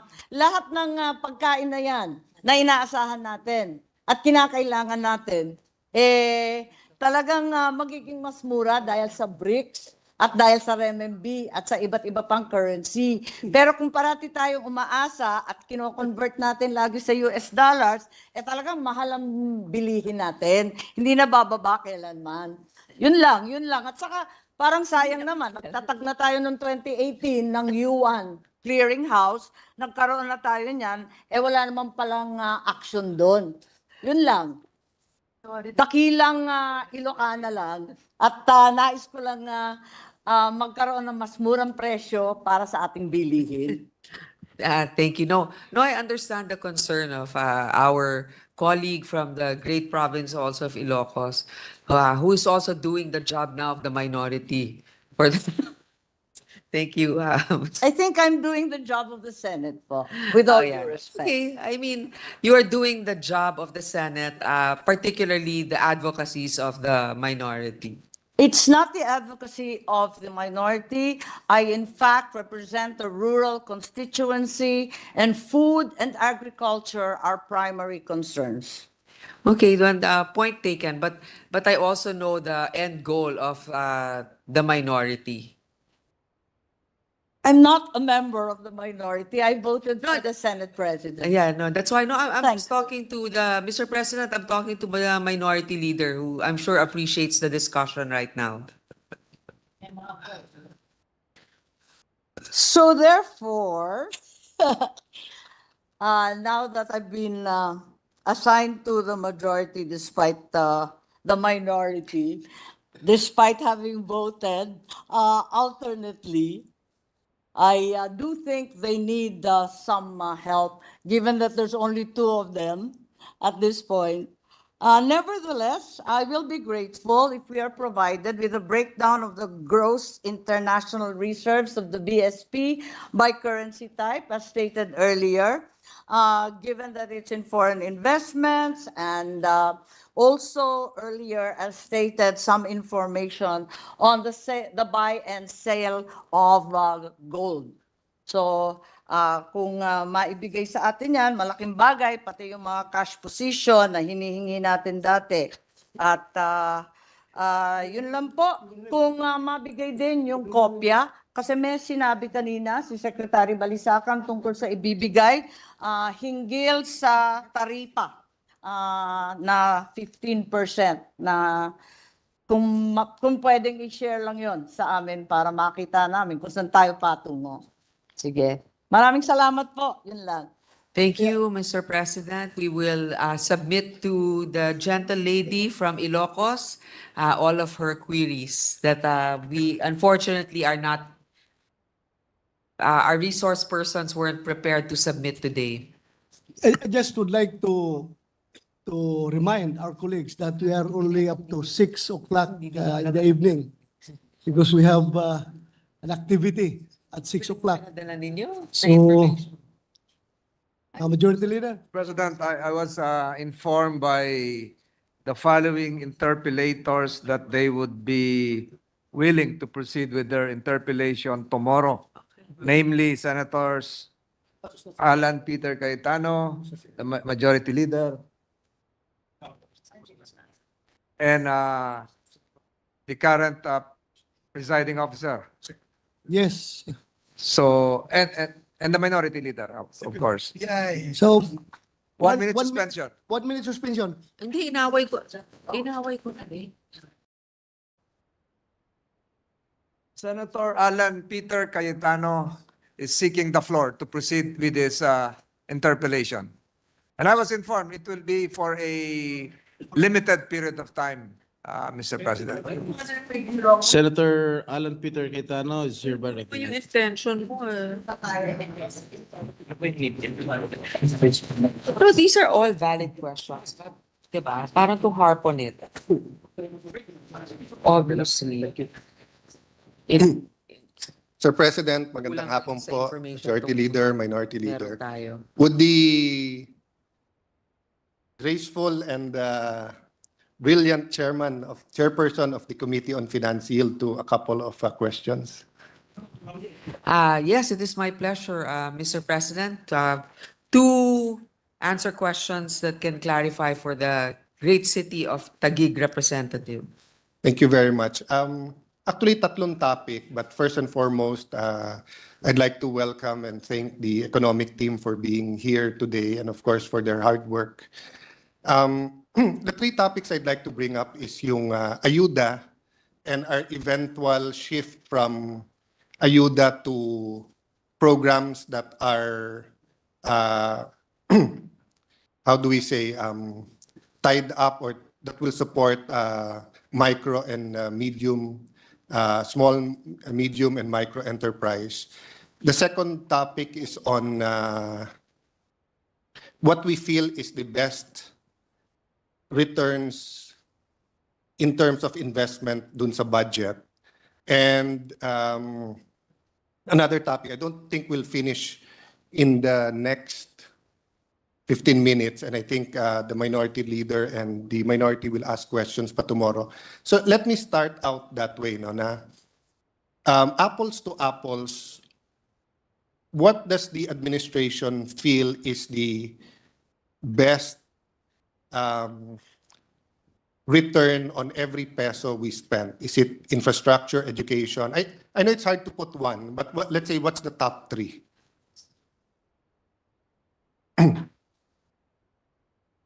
Top three, or I mean, it's a discussion naman. Top three, top five, but The number one is, of course, education, infrastructure, and health. By our constitution, the biggest expense or the biggest budget allocation should always go for education, human development. and I guess when we talk about health, education, anything long-term, anything we put into people, no, developing people, I think Singapore said it the best, di ba? Dahil wala silang natural resources, so talagang ini-invest nila ito sa tao. But we are a country rich in natural resources. Of course, our number one and best resource is still people. So I think we'll all answer education, health, infrastructure, maybe in creating small businesses, etc. No? But the reason I bring this up is we had the president of Singapore as a guest of the president of the country, and Taguig had a unique opportunity to have him as a guest for a program sa Milk Bank. No? And this guy is a genius in finance, spent his life studying numbers, finance, returns on investment. And I was joyfully surprised when he said that in all his studies, ang number one sa kanya na best in returns, and I thank the NEDA Secretary for listening intently now, no? Ang sabi niya, number one na best na return is anything that will help prevent stunting. Okay? Kasi sabi niya, if you have scholarships, that's an intervention in grade school, in middle school, in college. If you have health, of course, that's always an investment. Pero kung yung bata ay stunted, no matter kung gaano kaganda ng housing project mo, ng livelihood projects or whatever, hindi ito makakapagbigay ng returns kasi once na stunted na, limited na yung interventions na pwede.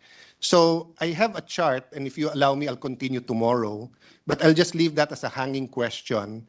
I'd like to know, I'd like to know first if we agree that that's one thing we cannot allow kasi more or less lumalabas ang in danger of stunting, or sa Tagalog yung pagiging bansot, no?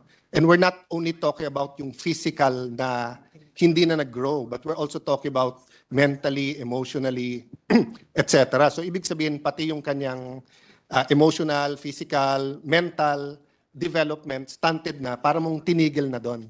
At hindi madaling i-continue yon, di ba?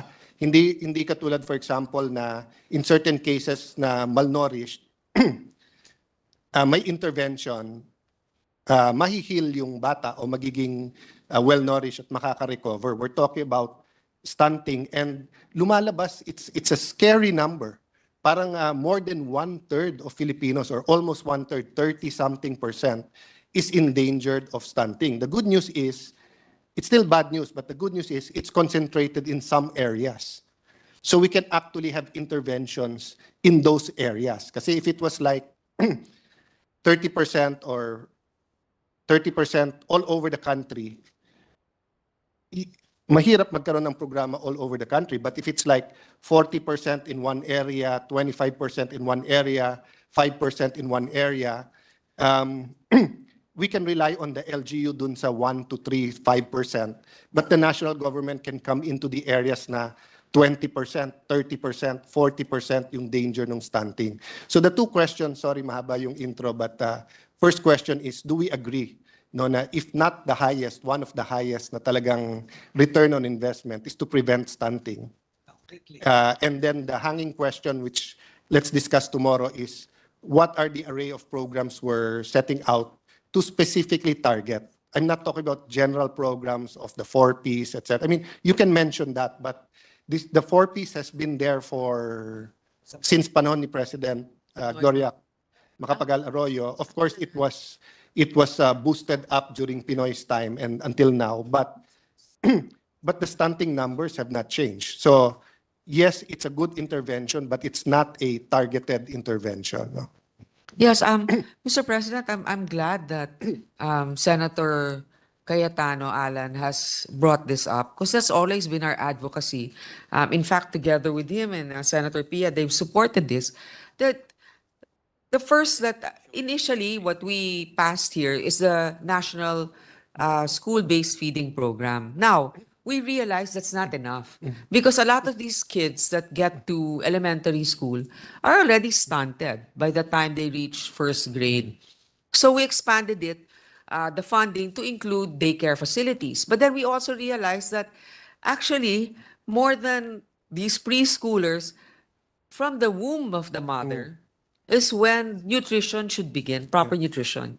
So steadily, we passed the first 1,000 days of a child's life, which begins in the womb of the mother until the child progresses to 2 years old.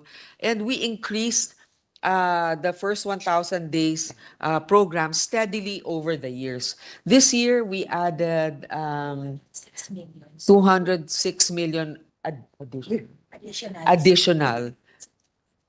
So now it's about 1.8 billion. So actually, Mr. President, Senator Cayetano is right to point this out. In fact, what I feel is probably leaning towards this is that it's good to have free college education. It's good to have free feeding programs in public elementary schools. But I think we should also focus more now on babies, toddlers, and pregnant mothers if we are to arrest the long-term effects of stunting.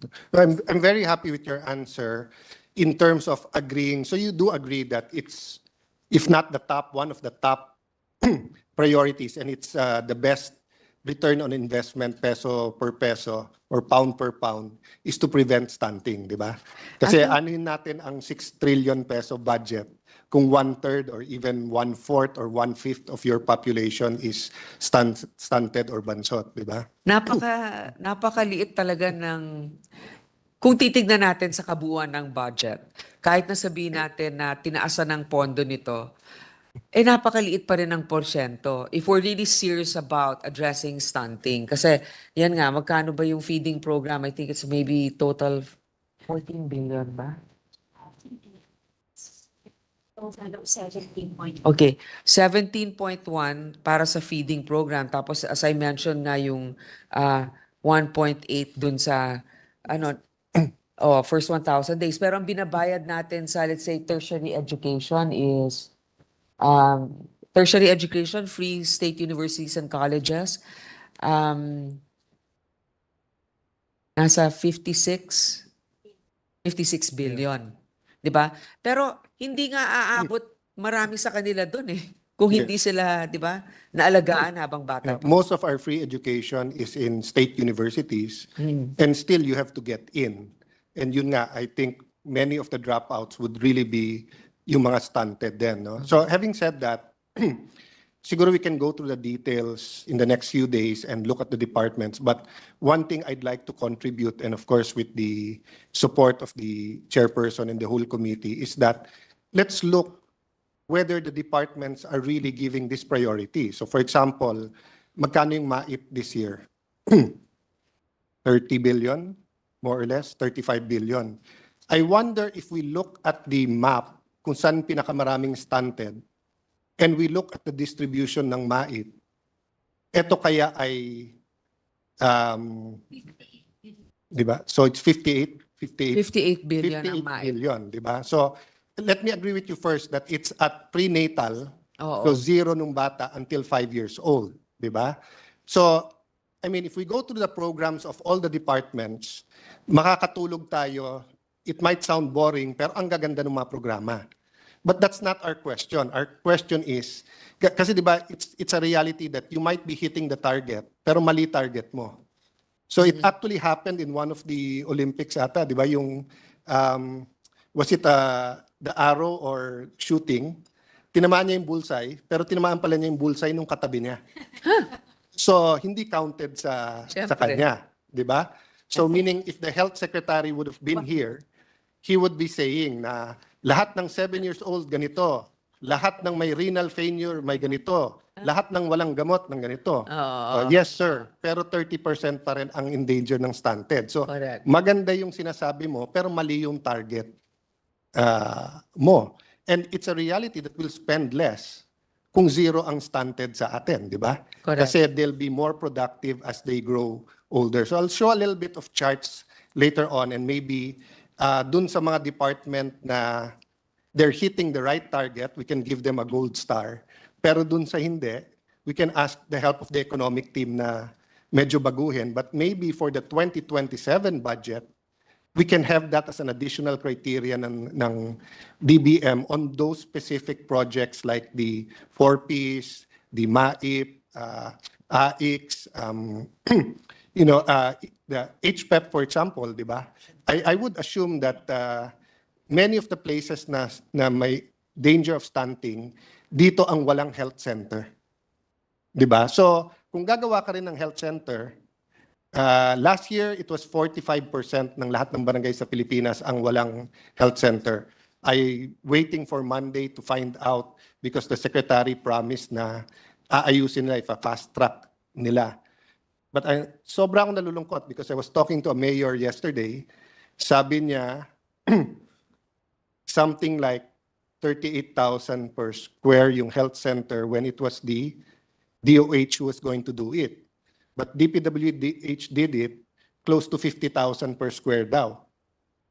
So I don't know if they changed the specs, mas maganda, but now it's much smaller. So I want to hear from the secretary on Monday, ano nangyari sa kanyang for health facilities, but I'd also like to find out, are you putting it in areas na pinakamalaki yung danger? Unfortunately, I assume these areas na pinakamalaki ang danger ng stunting is yung pinakamahirap. So even if you build a health center, kung walang nurses, walang doktor or health workers, di ba? It might not also help. So let me go on with that topic tomorrow and maybe ask if we can put together, not necessarily for tomorrow, but before the BICAM, ano yung programang generally or specifically targeting stunting so that we can take a look at it together as a chamber and and try to find some targeted solutions to it. No? So ma'am, last year with of course our colleague Senator Sani, I was already complaining when they recruited Senator Ralph and he's not running for the Senate because the executive is raiding the Senate for their executives and then ngayon si Senator Angara naman. But I remember gumawa siya ng computation, I think also supplied by the DBM Secretary. If you add all of the ayudas, including, I think including the PhilHealth, 4Ps, etc., how much would that be for this year compared to last year?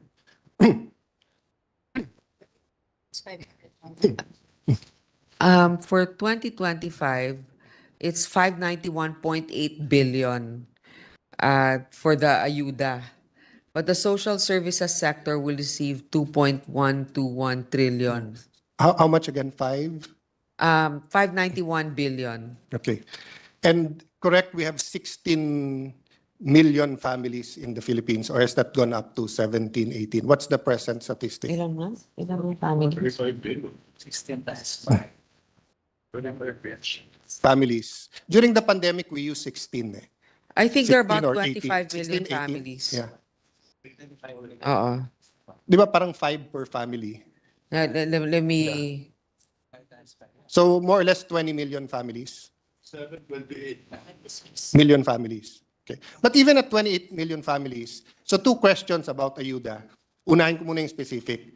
So as you know, no, I've personally advocated 10,000 pesos per family, per Filipino family. We did that during the pandemic.